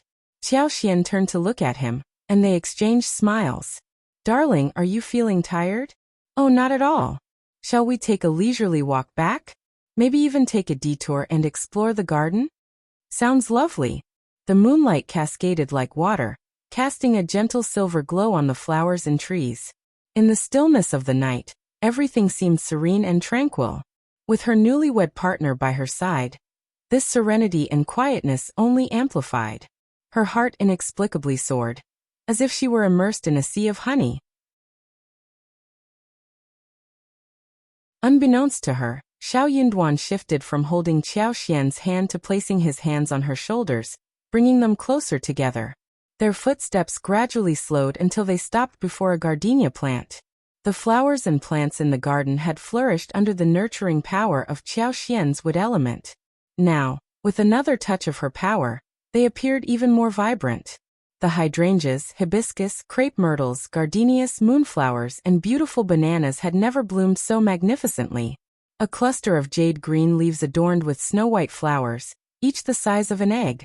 The layers of petals unfolded gracefully and elegantly, enhancing their beauty under the moonlight. A gentle evening breeze carried a fragrant aroma, filling their lungs. The couple, deeply immersed in their affectionate embrace, felt slightly intoxicated. Xiaoxian reached out to caress the blossoms, a smile adorning her face. These flowers are truly exquisite. She felt a sense of accomplishment. Having superpowers was truly a blessing. Xiao Yenduan's excitement grew. He leaned down, planting a tender kiss on Xiaoxian's cheek, then gently captured her lips, chuckling. No flower could ever compare to my beloved wife. If you find any errors, ads pop up, ads redirect, broken links, non-standard content, etc., please let us know. Report so we can fix it as soon as possible.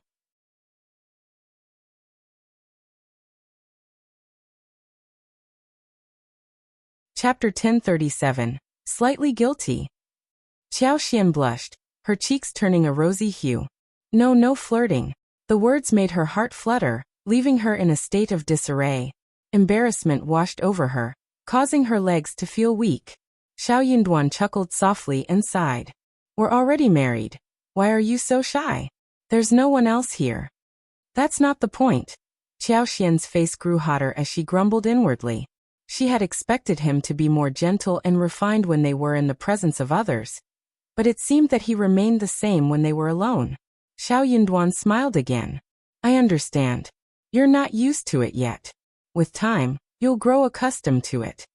Confusion filled Xiaoxian's gaze as she looked at him. His gentle face drew closer and closer, and before Xiaoxian could react, he kissed her. This kiss differed from their previous gentle ones. It was a fervent invasion, leaving Xiaoxian feeling dizzy and weak. After the kiss, he held her in an intimate embrace. Her lips were slightly parted, and she breathed lightly. Her eyes were watery and filled with confusion, her face flushed.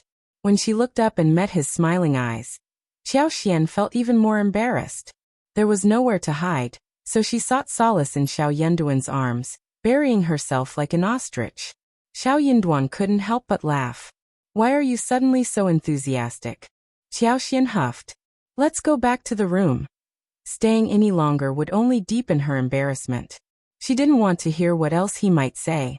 She wanted to escape. Xiao Yenduan's smile widened. All right, let's head back to the room. Don't worry, my dear wife. I'm not in a rush. Stop saying silly things. Xiaoxian squirmed in embarrassment, trying to free herself. Xiao Yinduan held her tightly, a mischievous smile on his face. Okay, you're not in a hurry, but I am. What's the rush? I'm just eager. Why, you're not allowed to be eager either. All right. No more teasing. Let's go back to our room. Xiao Yinduan scooped her up in his arms and made his way towards the bedroom. Their desire to be intimate with each other was evident. The tenderness gradually turned into passion as they spent the night together. The next day, everyone woke up, feeling even more exhausted after a full night's sleep, except for Xiaoxian and Xiao Yinduan, who seemed remarkably energized. The others were impressed. Are you guys used to traveling? We can't match your enthusiasm. Xiao Yinduan smiled, while Xiaoxian blushed shyly, feeling a twinge of guilt. Xiao Yinduan handed the invitations to Magistrate Yuezheng Xiao and Xiejingrong. Since they were here, it was customary to visit various places. Given his current status, it was a matter of etiquette. To their surprise, the Xie family extended a warm welcome, sending an elderly woman to greet them. She announced that they would be hosting a banquet in 2 days and invited Ms. Fang and Xiaoxian as honored guests. Xiejingrong and Yuezheng Xiao arrived together. Upon seeing Ms. Fang and Xiao Yinduan, they approached for a conversation. Xiaoxian sent word for them to meet later, and both of them agreed with a smile, clearly intrigued. What Xiaoxian wanted to talk about was definitely about how to make money together. The two of them had witnessed her ability to earn money, and were filled with admiration. Needless to say, Yuezheng Xiao had already made a lot of money by cooperating with Xiaoxian, and the Yuezheng family had risen to a higher level. If you find any errors, ads pop up, ads redirect, broken links, non-standard content, etc., please let us know. Report so we can fix it as soon as possible.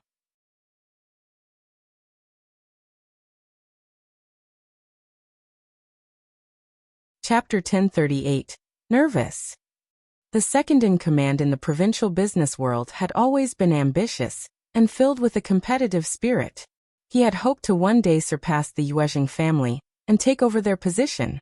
But now, it was clear that the Yuezheng family had far surpassed him. If the second-in-command wanted to catch up with the Yuezheng family, he would need the same stroke of luck as them, meeting people like Xiaoxian and Xiao Yinduan. Speaking of which, even Madame Yuezheng had to acknowledge that the first section of the family was exceptionally fortunate. One was Xiaoxian, the other was Xiao Yinduan, and the third was brimming with countless business ideas. With one becoming the Primus, their future was promising, so it was wise to maintain good relations with them. Ms. Fong felt anxious as she discussed with her daughters-in-law. I've never been to the Xie family before. They seem very dignified. Is it appropriate for me to attend? I don't know much, and I don't want to embarrass myself. How about I don't go? Miss Chiao, you can go. Take Tao Tao with you and let her have the experience. Ms. Su and Yang Xiaoni nodded in agreement. The sisters-in-law were initially nervous, afraid that their mother-in-law would insist they come along. To be honest, although they were curious about the wealth of the Xie family and wanted to see it for themselves, they were also apprehensive. It would be terribly embarrassing if they were ridiculed. They believed it would be better if they didn't attend. Xiaoxian smiled and spoke up. Mom, Tao Tao and I will accompany you. Sister-in-law and third sister-in-law can choose not to go, but you must attend. First, Madame Xie specifically invited you, so it's important that you go. Don't underestimate yourself. You're the mother of the Primus now. Who would dare to look down on you? Even in the capital, almost everyone would have to show you respect. So don't worry about the Xie family. We should just go. Since the Xie family extended the invitation, they won't criticize or give you a hard time. Xiaoxian was well aware of the Xie family's close ties with the capital and their extensive networks. They must have known about the imperial censor's impeachment of Xiao Yinduan, and how Emperor Qi Xian reprimanded the censor for his actions, showing support for Xiao Yinduan. They would also be aware of Xiaoxian's role in saving the peony flowers, which symbolized Xiao Yinduan's connection to the late Empress Dowager. That's why the Xie family held the Xiao family in high regard, leading to first Madame Xie's invitation to Ms. Fong. Otherwise, such an invitation might not have come to fruition. Considering the Xie family's current status, even though Xiao Yinduan was the Primus, he wouldn't hold much importance to them. Hearing Xiaoxian's words, Ms. Fong felt less nervous, but she still hesitated. Can I really go? Of course. There will be many more occasions like this in the future. Xiaoxian replied with a smile. My husband and I might have to invite you, Tao Tao, and sister-in-law to accompany us to the capital someday, so we can have fun and entertain others. Yang Xiaoni and Ms. Su became excited. To the capital? The capital. Fifth sister-in-law, is that true?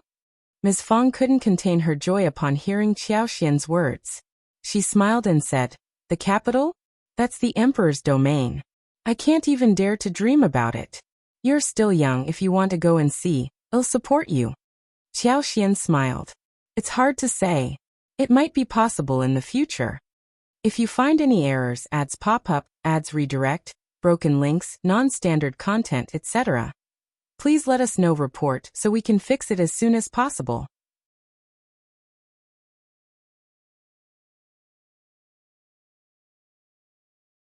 Chapter 1039. Please help. Ms. Fong wore a contented smile, feeling an overwhelming sense of happiness. After engaging in a pleasant conversation for a while, Ms. Fong let out a sigh and made the decision to depart.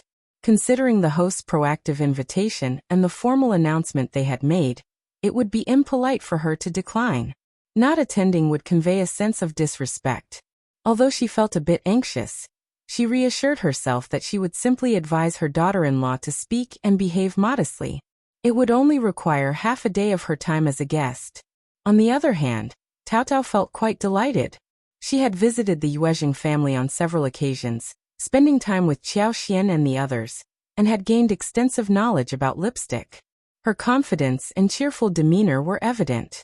Furthermore, her brother held a high position, and her sister-in-law was financially successful. Her family was affluent and self-assured. No matter where she went, Tao Tao carried herself with a resolute confidence. After finalizing the agreement, Xiao Xian proceeded to the study to locate Xiao Yunduan and the others. Xiao Yunduan greeted Xiao Xian with a smile. "I was about to send someone to find you." Xiao Xian responded with a smile. "I had a feeling you would." After exchanging pleasantries, they shifted their focus to the matter at hand. Xiao Xian had been pondering over the dragon fruits and papayas located outside the city, so she inquired about them. Upon hearing her question, Yue Xiao and Xie Jingrong exchanged glances and broke into smiles. Xie Jingrong chuckled and replied, "The fruit trees in the southern region are quite remarkable. Brother Yue invited me to take a look, and I must say, the dragon fruits and papayas are thriving and distinct." Indeed. Their laughter filled the room. Xiao Xian comprehended the stark contrast between the papayas and dragon fruits and the fruit trees in the northern region. One grew tall with abundant fruits at its top, while the other thrived with an extensive network of roots. Those who had never witnessed it before might not find it particularly rare or novel. Yue Xiao spoke with a smile. "The papayas and dragon fruits have grown remarkably large, and they should ripen soon. I've deployed patrols in the area, and many business owners have requested reservations." Xiao Xian felt a twinge of embarrassment. "I apologize for the trouble I've caused. Third brother, please find a trustworthy manager and hire some workers for us." The orchard was unrelated to the Yue family. It belonged solely to Xiao Xian. Yue Xiao nodded and replied with a smile. "That's reasonable. I'll make the arrangements promptly. If you ever need anything in the future, just come to me." Xiao Xian nodded and smiled, saying, "Of course, I will definitely seek your assistance." As straightforward individuals, they swiftly settled the matter. Xiao Xian expressed her desire to plant not only papayas and dragon fruits but also lychees, longan, mangoes, citrus fruits, grapefruits, bananas, and other saplings in the south before they entered the capital. She personally covered all the expenses. The cost of hiring labor could be treated as an additional investment. What Xiao Xian needed was time, but she lacked personnel to utilize. While the Zhang village and her own family had some people to spare, they were unable to oversee an entire province. Yue Xiao readily agreed and mentioned that he would stay for a maximum of 20 days, asking Xiao Xian if it was feasible. If it wasn't, he could extend his stay by 2 or 3 days. His subordinates were willing to pay double the labor fee for an extended period of over 10 days. Xiao Xian, eager to arrive as soon as possible, nodded with a smile. Xie Jingrong and Yue Xiao trusted that Xiao Xian had her own methods of cultivation, so they didn't inquire further. If you find any errors, ads pop up, ads redirect, broken links, non-standard content, etc., please let us know. Report so we can fix it as soon as possible.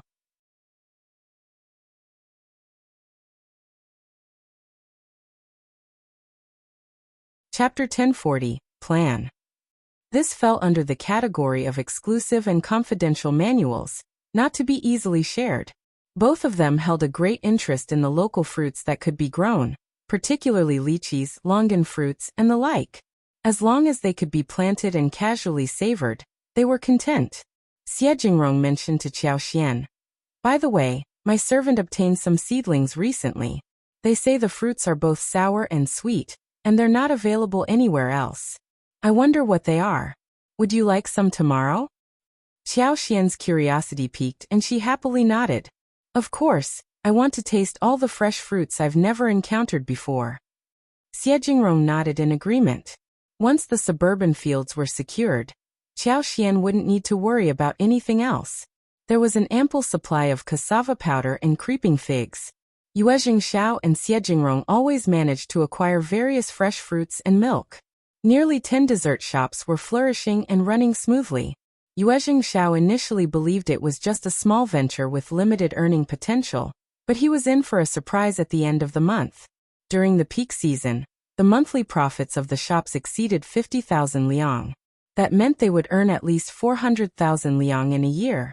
He and Xiao Xian each received 40% of the total income, amounting to over 150,000 liang, while Xie Jingrong received 20%, roughly 70,000 to 80,000 liang. The primary reason was that the raw materials didn't account for a significant portion of the costs, and not everyone possessed the skill to create these delicacies. Since they were the sole proprietors without any other branches, they reaped the profits. It was a shame that obtaining milk wasn't easy. To acquire milk, they would need to establish a dairy farm. However, various sugary desserts relied on milk, as it enhanced the flavor. Otherwise, Yuezheng would have considered opening a branch in another city. Even so, the Xie family had expanded their ranch and were actively discussing the possibility of opening 2 or 3 shops in a bustling city that could be reached within a day. Yuezheng contemplated the idea of running to the south in the future to establish a ranch or open a shop elsewhere. This business was remarkably lucrative and required low investment. It would be foolish not to pursue it. Yuezheng and Xie Jingrong stayed for lunch and bid their farewells in the afternoon. As evening approached, Yuezheng arrived to deliver money to Xiaoxian. Payments for tea leaves, lipsticks, silver fungus, and sugar water shops were still pending. However, every time she acquired goods from the first section of the Shouting Village family, she would leave a written note and take as many items as possible, duly signed and acknowledged by the Xiao family.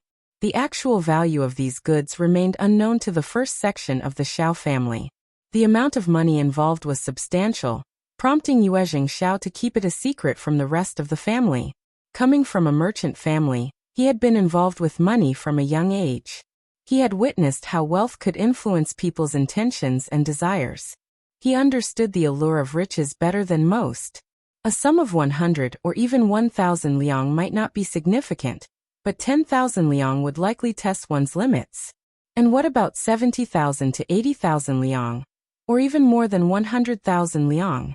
How many individuals could resist the temptation? Yuezheng was surprised that no one, not even Ms. Fang, had ever inquired about it. Everyone seemed to accept it as a matter of course. Yuezheng had pondered over how to respond to their questions, but none of his ideas proved useful. If you find any errors, ads pop up, ads redirect, broken links, non-standard content, etc., please let us know. Report so we can fix it as soon as possible.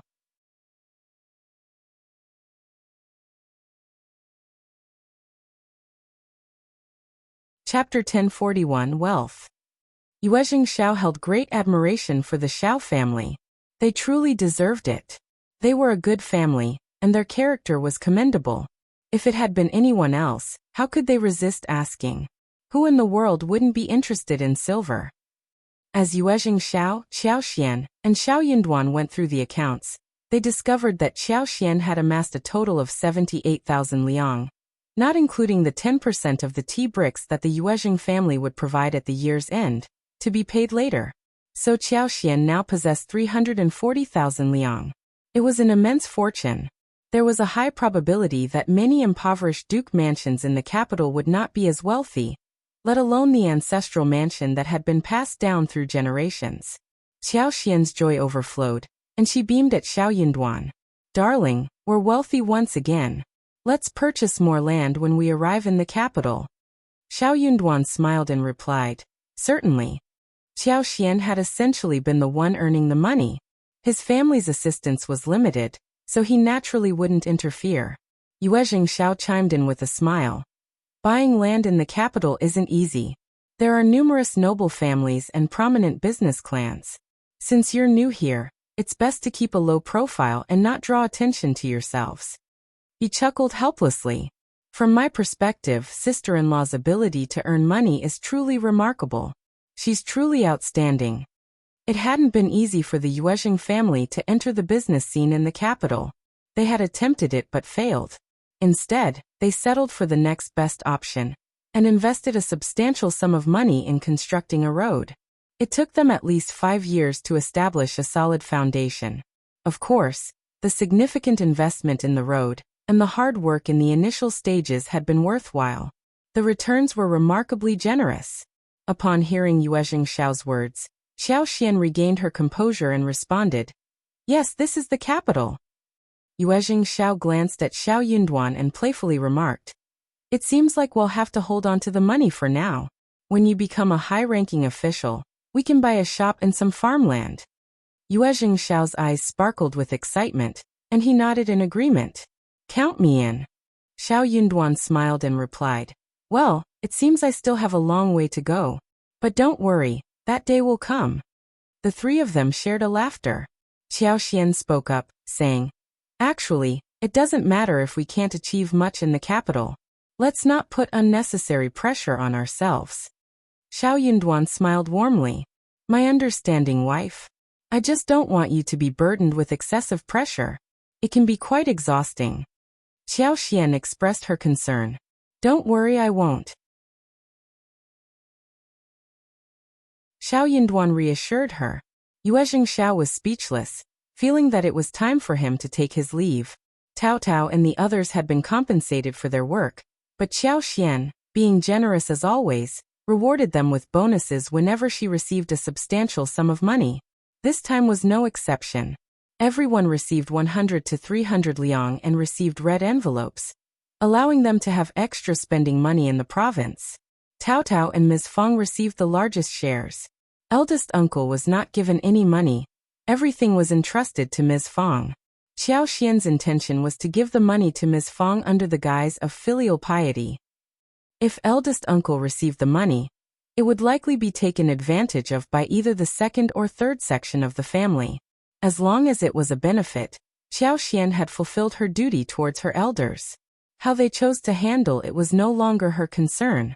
If you find any errors, ads pop up, ads redirect, broken links, non-standard content, etc., please let us know. Report so we can fix it as soon as possible.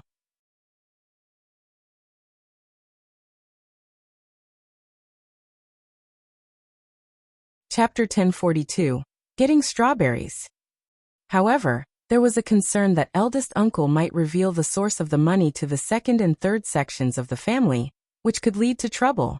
Although Xiao Xian was not afraid of trouble, she preferred to minimize it.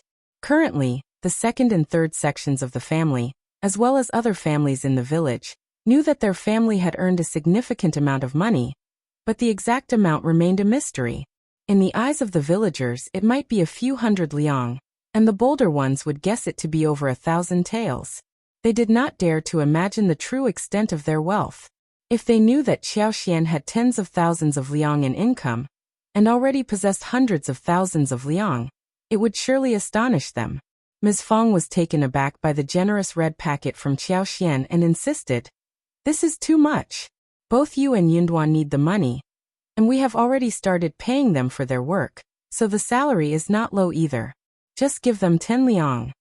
Upon hearing this, Ms. Su and Yang Xiaoni hesitated to accept it. Xiao Xian smiled and reassured them. Mom, I know what I'm doing. The Yuezheng family has paid me a substantial amount of money, more than enough for our expenses in the capital. Don't worry about it. You can keep these and use them to buy more food and new clothes. We have enough money, so we should enjoy a better life. Laughter filled the room. Ms. Feng smiled and said, what are you saying? We're so wealthy. Are you really not short on money? Xiao Xian nodded, her smile unwavering. Of course. Ms. Feng sighed with a smile. Both of you are capable individuals and I rely on you. Well, since you're so kind, go ahead and let them accept it. But don't make it a precedent that you won't give it to anyone else in the future. And don't blame anyone either. Ms. Su and Yang Xiaoni happily expressed their gratitude and accepted the red packets. Chunyu and the others were also thrilled to receive their own red packets. Yang Xiaoni agreed with Xiao Xian's suggestion. So she and Xiao Sanling brought 50 liang with them, intending to indulge in delicious food. However, they were pleasantly surprised when Xiao Xian gave each of them 200 liang, totaling 400 liang. Yang Xiaoni immediately planned to spend 200 liang solely on satisfying her appetite. Since they had come this far, they wanted to enjoy a hearty meal. The following day, to Xiao Xian's delight, she received a surprise from Xiejingrong, dozens of strawberry seedlings.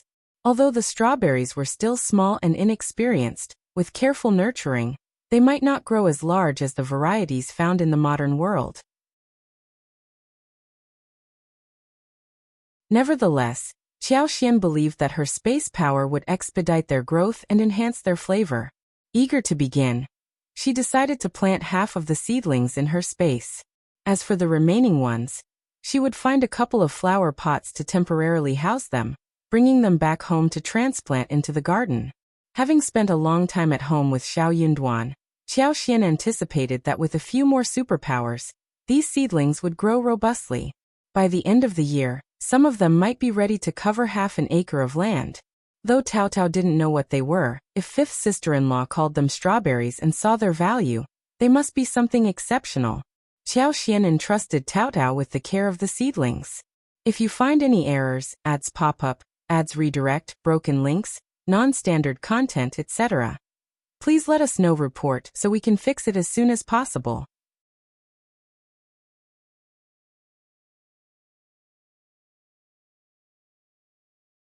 Chapter 1043 Guest.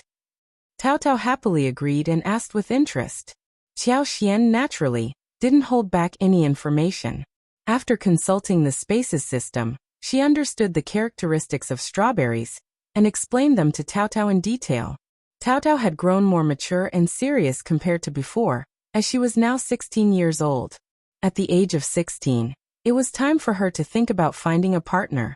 However, the better the family's circumstances became, the more challenging it was to discuss family matters. It was a difficult topic. It was hard to predict which family would prove advantageous in the future.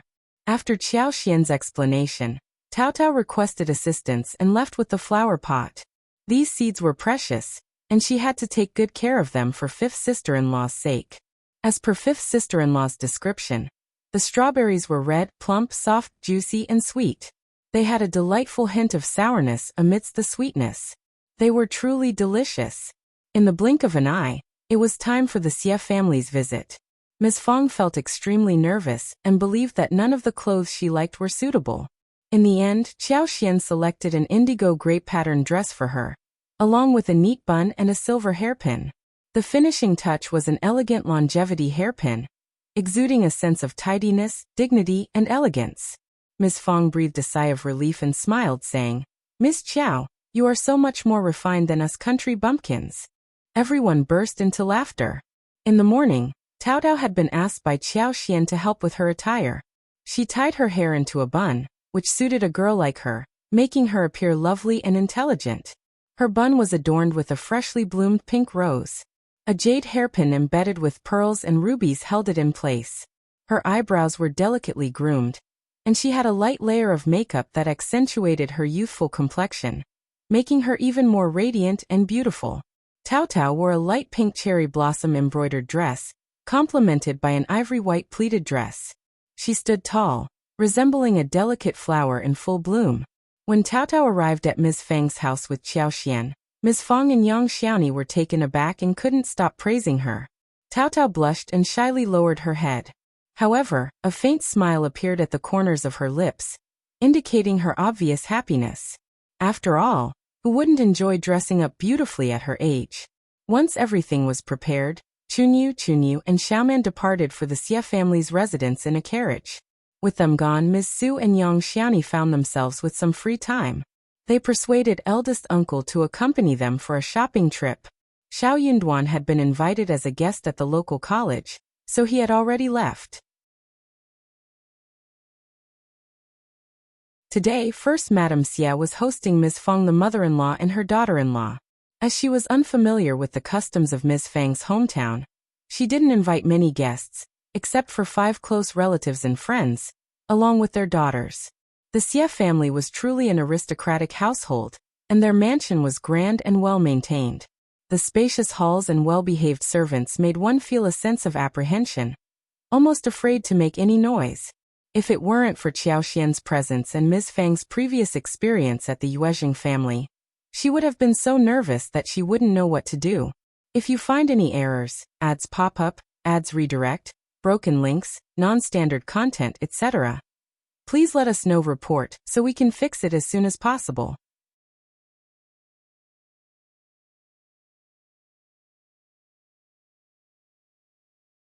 Chapter 1044. That's not all.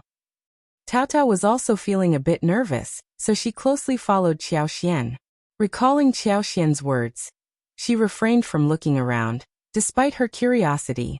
The maids leading the way could sense the nervousness in everyone, including themselves and the three maids. However, this reaction was not surprising. They had never witnessed such an extravagant setting nor visited a family of such high status, so their behavior was understandable.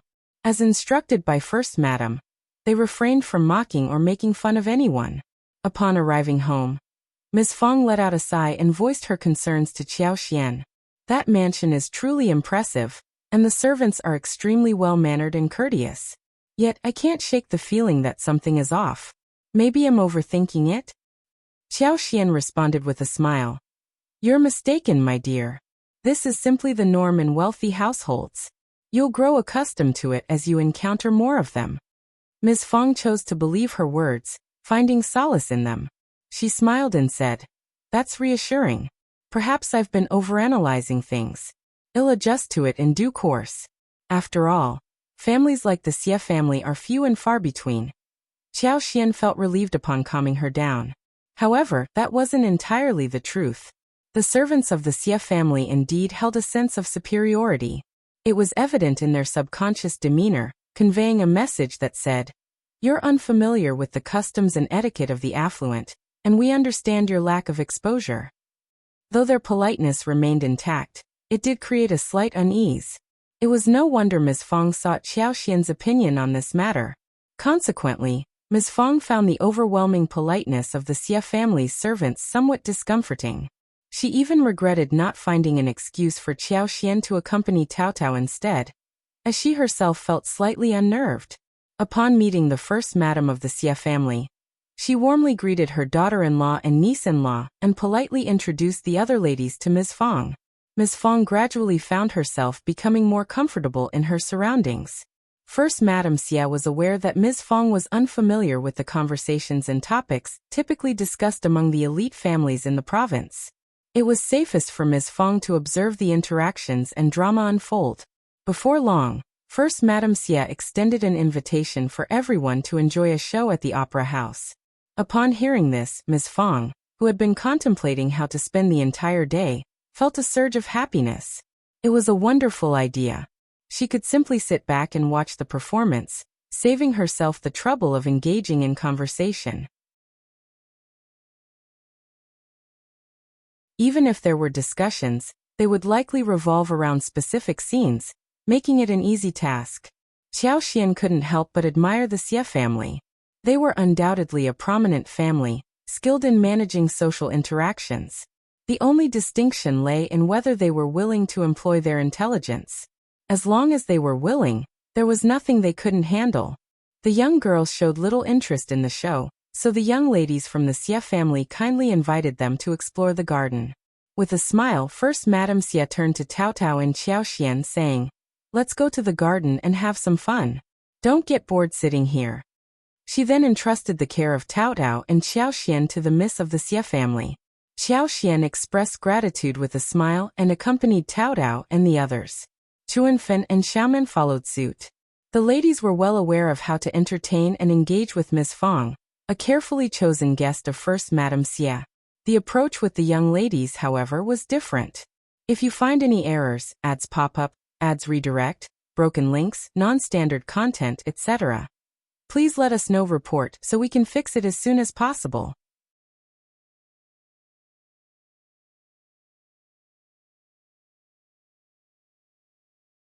Chapter 1045. Exclusion. The young ladies, ranging from around 14 to 16 years old, were indulged and spoiled by their families, lacking a certain moral compass. Furthermore, they possessed limited worldly knowledge, and were accustomed to their own group of close friends and playmates. Consequently, they sought out their familiar companions and engaged in conversation, disregarding Tao Tao and Xiaoxian. Some of them even held the belief that the Xie family was excessively arrogant, considering the Xiao family to be insignificant newcomers. What if the man from the Xiao family became the Primus? Rumor had it that he could only attain a low-ranking position, even if he obtained the title. Without a prestigious background, he would forever remain a low-ranking official. In their lifetimes, they could never hope to compare themselves to the Xie family, or penetrate their exclusive social circle. The actions of the Xie family perplexed them greatly. Additionally, Since Xiao Xian and Cao Cao did not actively seek favor from them, the young girls grew even more disdainful of their presence. Fortunately, being guests of First Madame Xia, they displayed proper etiquette. They were unlike the Zhao family or Ms. Mi Jr. and her mother from the county, understanding that as guests, they should not overstep their boundaries. They neither liked nor found it troublesome. Nevertheless, Cao Cao felt deeply embarrassed. The young girl possessed a shy nature, and had arrived at the Xia family as a guest with apprehension, fearing the potential ridicule if she made any mistakes. How could she endure such treatment? Xiao Xian firmly grasped her hand, attempting to console her. Pay no mind to them. They are guests of the Xia family, just like us. They hold no significance in our lives. We do not belong to the same social circle, so we merely need to show them some respect. They can play amongst themselves, and we need not engage with them. We have no obligations to flatter them. Don't worry, they won't dare to cause trouble for us. If they do, the Xia family won't let them off easily. They will be forever barred from marrying into the Xia family. They are not foolish. Cao Cao beamed with a smile, feeling much better. She looked at Xiao Xian with admiration and exclaimed, "Fifth sister-in-law, you're the best. You always make perfect sense. I'll listen to you." Xiao Xian found her words amusing and gently tapped her forehead with her index finger. She replied with a smile, "You have such a way with words." Cao Cao blushed and covered her forehead, saying, "No, I truly mean it from the bottom of my heart." Xiao Xian chuckled happily. What did Xiao Xian mean by most fatal? That was it. Why was Cao Cao so adorable? While the aunt and sister-in-law continued their conversation and laughter, Xie Ruifang, the fourth daughter of the Xie family, and her cousin He Jiqing approached and invited them to the pavilion for tea. Recognizing their graciousness, Xiao Xian accepted with a smile and left with Cao Cao. Observing the prosperity of the Xie family, Cao Cao let out a sigh of relief. She then recollected Xiao Xian's words. Yes, she wasn't here to seek assistance, so why should she feel ashamed? Her confidence grew stronger. In the pavilion, most of the girls engaged in lively conversations and laughter. As Xiao Xian had anticipated, the Xie family held the Xiao family in high regard. Although the girls didn't fully understand the situation or think much of it, they dared not cause any trouble. If you find any errors, ads pop up, ads redirect, broken links, non-standard content, etc., please let us know. Report so we can fix it as soon as possible.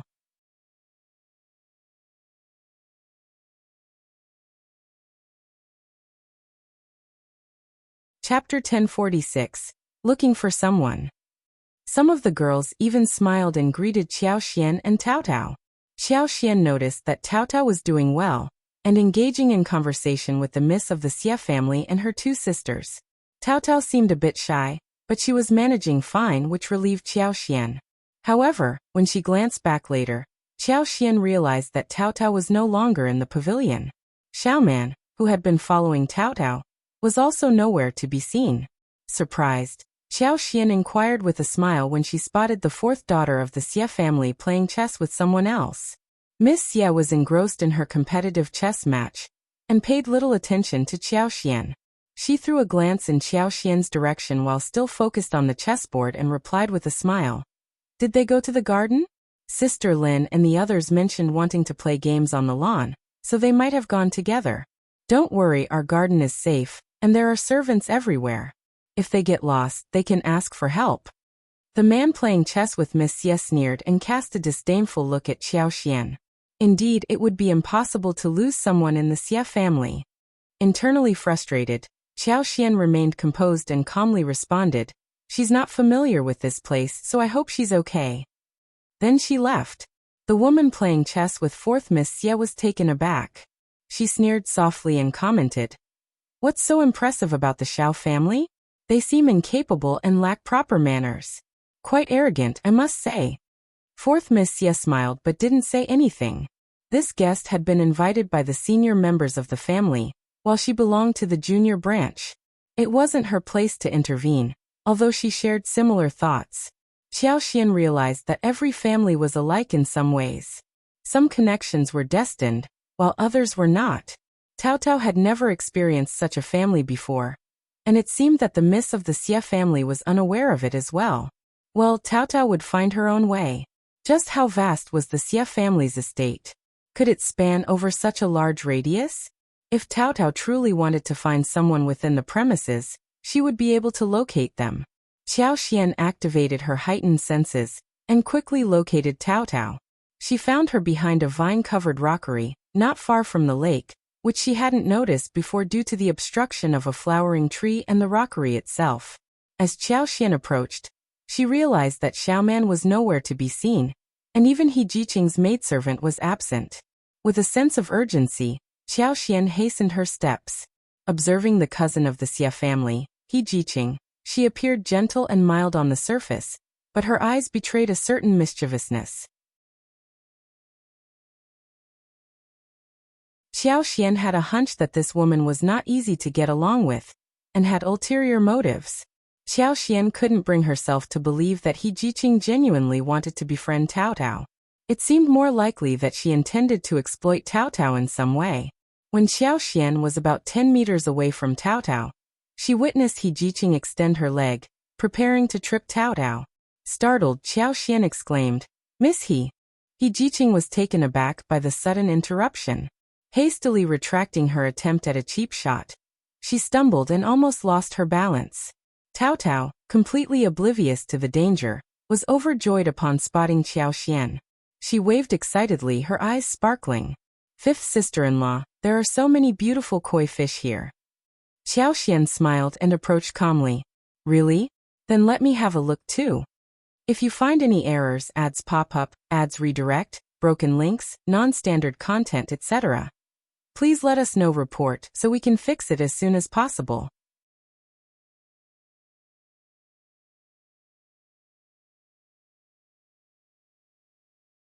Chapter 1047. You're mistaken. A flicker of anger passed through He Jiqing's lowered gaze. She looked up with a smile and said, "Fifth Mrs. Xiao, are you here to admire the fish as well? Please enjoy. I'll take my leave." "Wait a moment, Miss He." Xian smiled at Cao Cao. "Cao Cao, go back to the pavilion and find Chunyu. I'll send Xiaoman over as well. It will be time for lunch soon." Cao Cao was puzzled, but she always followed Xian's instructions, so she nodded with a smile and obediently left. Xian directed a sharp gaze at He Jiqing. Initially composed and gentle, He Jiqing slowly grew increasingly irritated and embarrassed. She asked in a gentle tone, "Fifth Mrs. Xiao, what's with that look in your eyes? I am unaware of how I have offended you." Xian stated, "Cao Cao did nothing to offend you, Miss He, so why did you try to trip her just now?" "Fifth Mrs. Xiao, be cautious with your words." He Jiqing retorted indignantly. "I didn't do such a thing. You must have seen it incorrectly." Xian smiled. "There is no one else present, so there is no need for pretenses, Miss He. I saw it clearly, so I am not mistaken."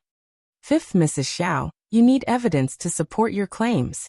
If you continue to slander me like this, you can deny it, but I have a habit of getting to the bottom of things.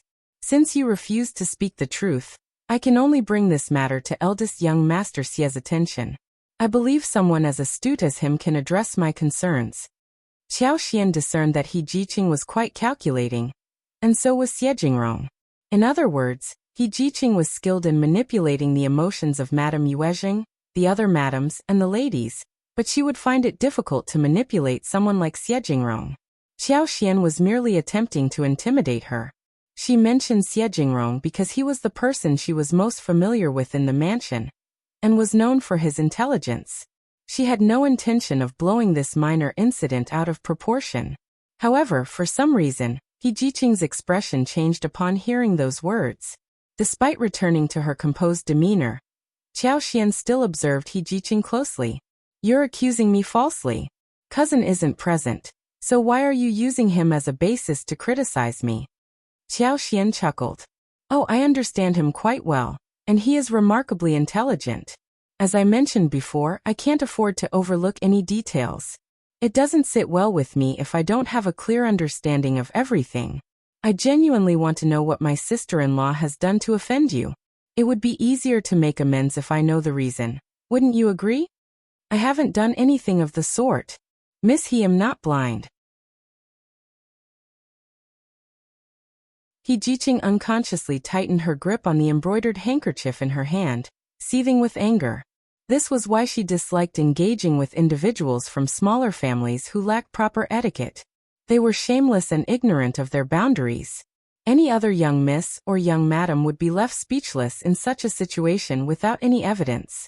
No matter how indignant they felt, they could only endure it. However, this impudent person didn't care about such norms. A person like her was capable of anything, solely concerned with her own happiness while disregarding everything else. Since Xiaoxian had made that statement, He Jiqing believed that she would indeed follow through. She had been keeping a close eye on this cousin, which allowed her to learn that he was on friendly terms with the third son of the Yuzheng family and the Primus of the Xiao family.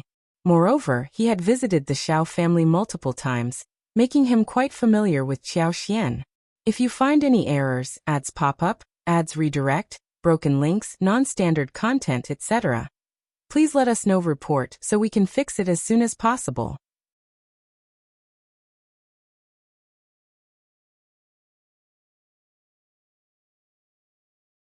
Chapter 1048. Threat. It was no surprise that this individual dared to be so arrogant.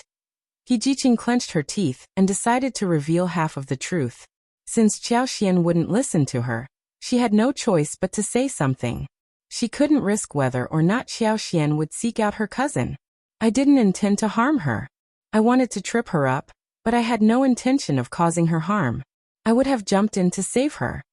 Xiaoxian widened her eyes and regarded her as if she were a fool, as if to say, "Do you think you'll believe such nonsense?"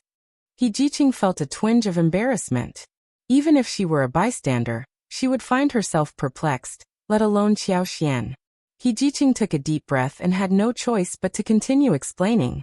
As you know, I am a cousin of the Xie family, and my family is truly, well, I have no desire to return there whatsoever. However, something happened recently, and my grandaunt intended to send me back. I was genuinely worried and scared. Since you are guests today, I thought that if a guest were to fall into the water, and I were to fall ill as a result, my grandaunt and the others would surely abandon the idea of sending me back. I really thought of it at the last moment. I admit that I intended to use Miss Xiao, but I certainly didn't mean to deliberately harm her.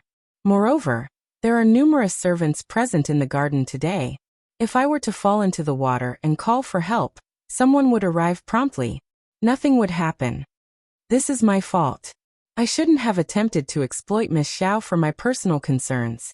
I apologize to you. I'm sorry. Please, Fifth Madam Xiao, be forgiving. Considering that Miss Xiao is unharmed, let this matter be and refrain from mentioning it to anyone else. Can you promise me that, Fifth Madam Xiao? Xiaoxian's gaze turned serious. She didn't believe everything He Jiqing said. Perhaps some of it was true, but it certainly wasn't the whole truth. If her relationship with Xie Jingrong were ordinary, Xiaoxian might have chosen to turn a blind eye to the situation. But that was not the case. There was something amiss with He Jiqing. Why did Madame Lady Xie of the Xie family want to send her back home? Why was it necessary for her to stay within the Xie family? The moment Xiaoxian mentioned Xie Jingrong's name, He Jiqing couldn't contain herself, revealing her deep concern for him. Could it be Xiaoxian's eyelids twitched? Could it be that Madame Lady Xie of the Xie family wanted to send He Jiqing away because she held an interest in Xie Jingrong? It wasn't an implausible notion. Xie Jingrong was an elegant young master, and it was natural for his cousins to be fond of him. Therefore, it seemed unlikely that He Jiqing's intention was to make Tao Tao fall into the water, save her, and feign sickness. She was likely targeting Xie Jingrong. By saving a guest of the Xie family from drowning, she prevented a potential disaster within the Xie family. As the sister of the Primus, her act had safeguarded the reputation of the Xie family and averted trouble. From this perspective, she appeared deserving of marrying Xie Jingrong. If He Jiqing pursued marriage with Xie Jingrong for this reason, how could the Xie family refuse? To refuse would be seen as ungrateful and callous. Xiaoxian couldn't be certain if her speculation was accurate, but even if it wasn't entirely accurate, it wasn't far from the truth. Perhaps this was only one aspect. Miss He likely had other means of support. With these thoughts in mind, Xiao Xian felt a compelling need to inform Xie Jingrong. If Xie Jingrong were to be deceived by such a woman and coerced into marrying her, it would be an immense tragedy. If you find any errors, ads pop up, ads redirect, broken links, non-standard content, etc., please let us know. Report so we can fix it as soon as possible.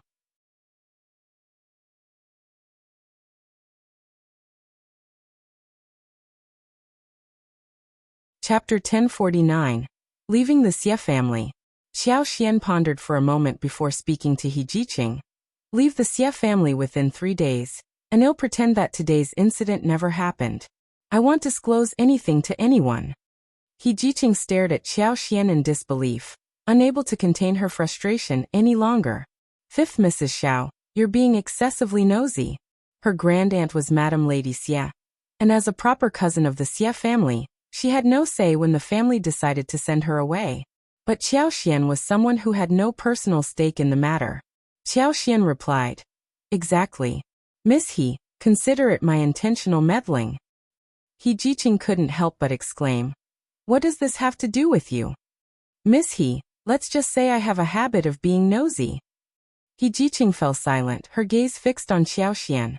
As a clever individual, she soon realized that Xiao Xian might have picked up on something. Gradually, the way He Jiqing looked at Xiao Xian began to change. Startled by this unexpected development, Xiao Xian regained her composure and met her gaze calmly. In that moment, their eyes locked, and a silent understanding seemed to pass between them. She knew. He Jiqing knew that Xiao Xian had figured it out. A magical unspoken connection formed between them. He Jiqing's face turned red, feeling a mix of embarrassment and relief. But now that Xiao Xian was aware, and she didn't want to lose this person, she might as well confide in her. "Fifth Madame Xiao, help me." "Yeah." Xiao Xian was genuinely taken aback. She hadn't anticipated that He Jiqing would attempt to involve her in her schemes so abruptly. She couldn't help but find it somewhat admirable.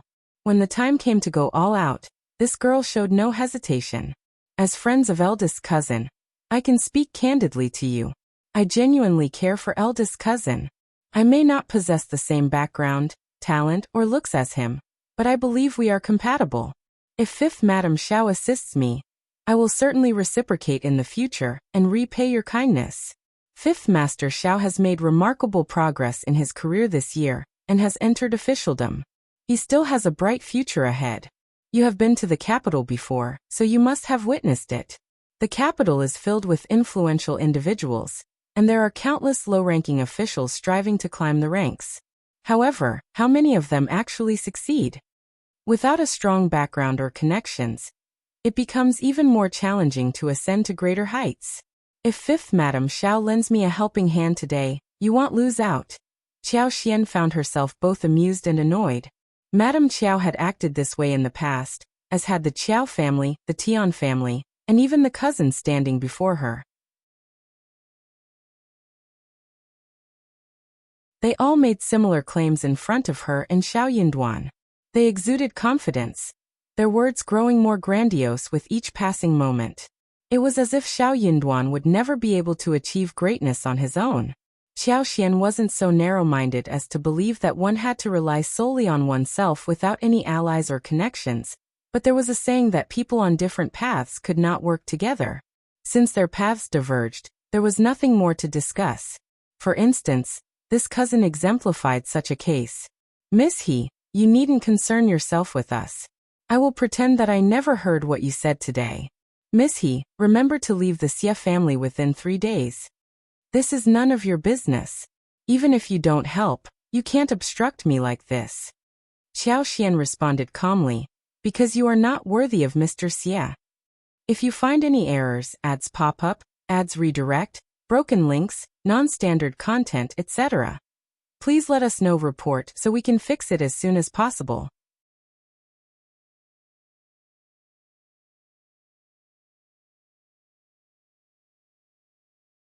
Chapter 1050. Why? He Jiqing felt a wave of dizziness and almost let out a curse. "I'm not worthy of my cousin? Huh, who do you think you are? What right do you have to say such things?" Xiao Xian replied, It's not about who I am or who you are. What matters is Mr. Xie's own judgment.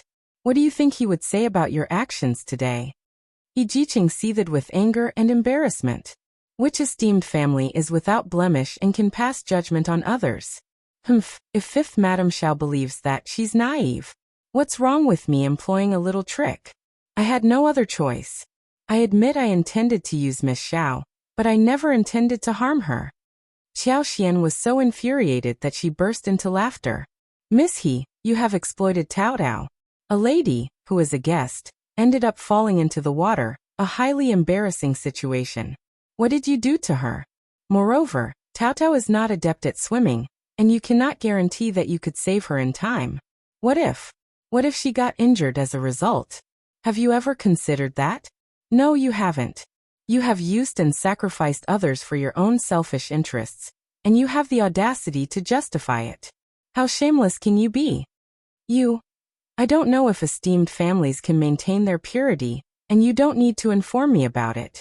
However, this is the first time I have encountered someone so self-centered and heartless, willing to use another person's life for personal gain.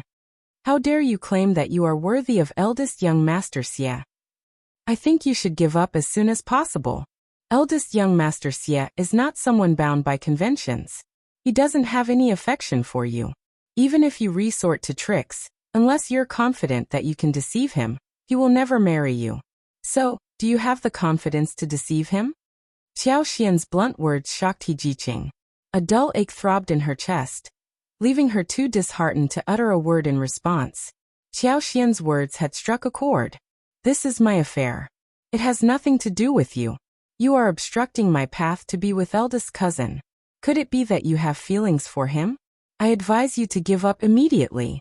At least I still have some hope, but you aren't even worthy of that. He Jiqing was so infuriated by Xiao Xian's words that she couldn't control herself any longer. Xiao Xian didn't respond with the same intensity as she had anticipated. Instead, she regarded He Jiqing with sympathy and said, "Why must you say such outrageous things? It doesn't change anything. Why force something that doesn't belong to you? This isn't a courtship, it's a lack of self-respect." He Jiqing quivered with anger. What do you know? You know nothing. Giving Xiao Xian a fierce glare, she stormed off. Xiao Xian's eyes flickered.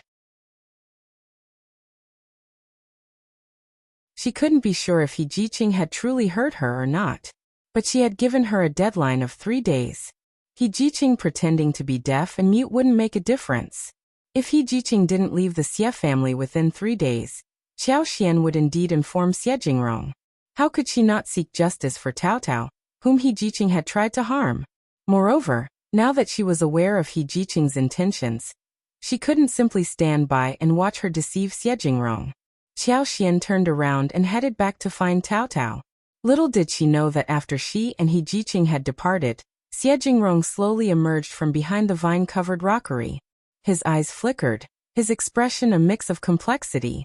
If you find any errors, ads pop up, ads redirect, broken links, non-standard content, etc., please let us know. Report so we can fix it as soon as possible. You're tuning in to the Li Mei's Wuxia Whispers YouTube channel. We're so grateful for your support, and don't forget to subscribe to join us on this incredible journey through captivating stories. Your generosity through donations truly makes a world of difference, as it's the primary source of revenue that allows me to expand and enhance this channel for you. Thank you from the bottom of my heart for being a part of this adventure.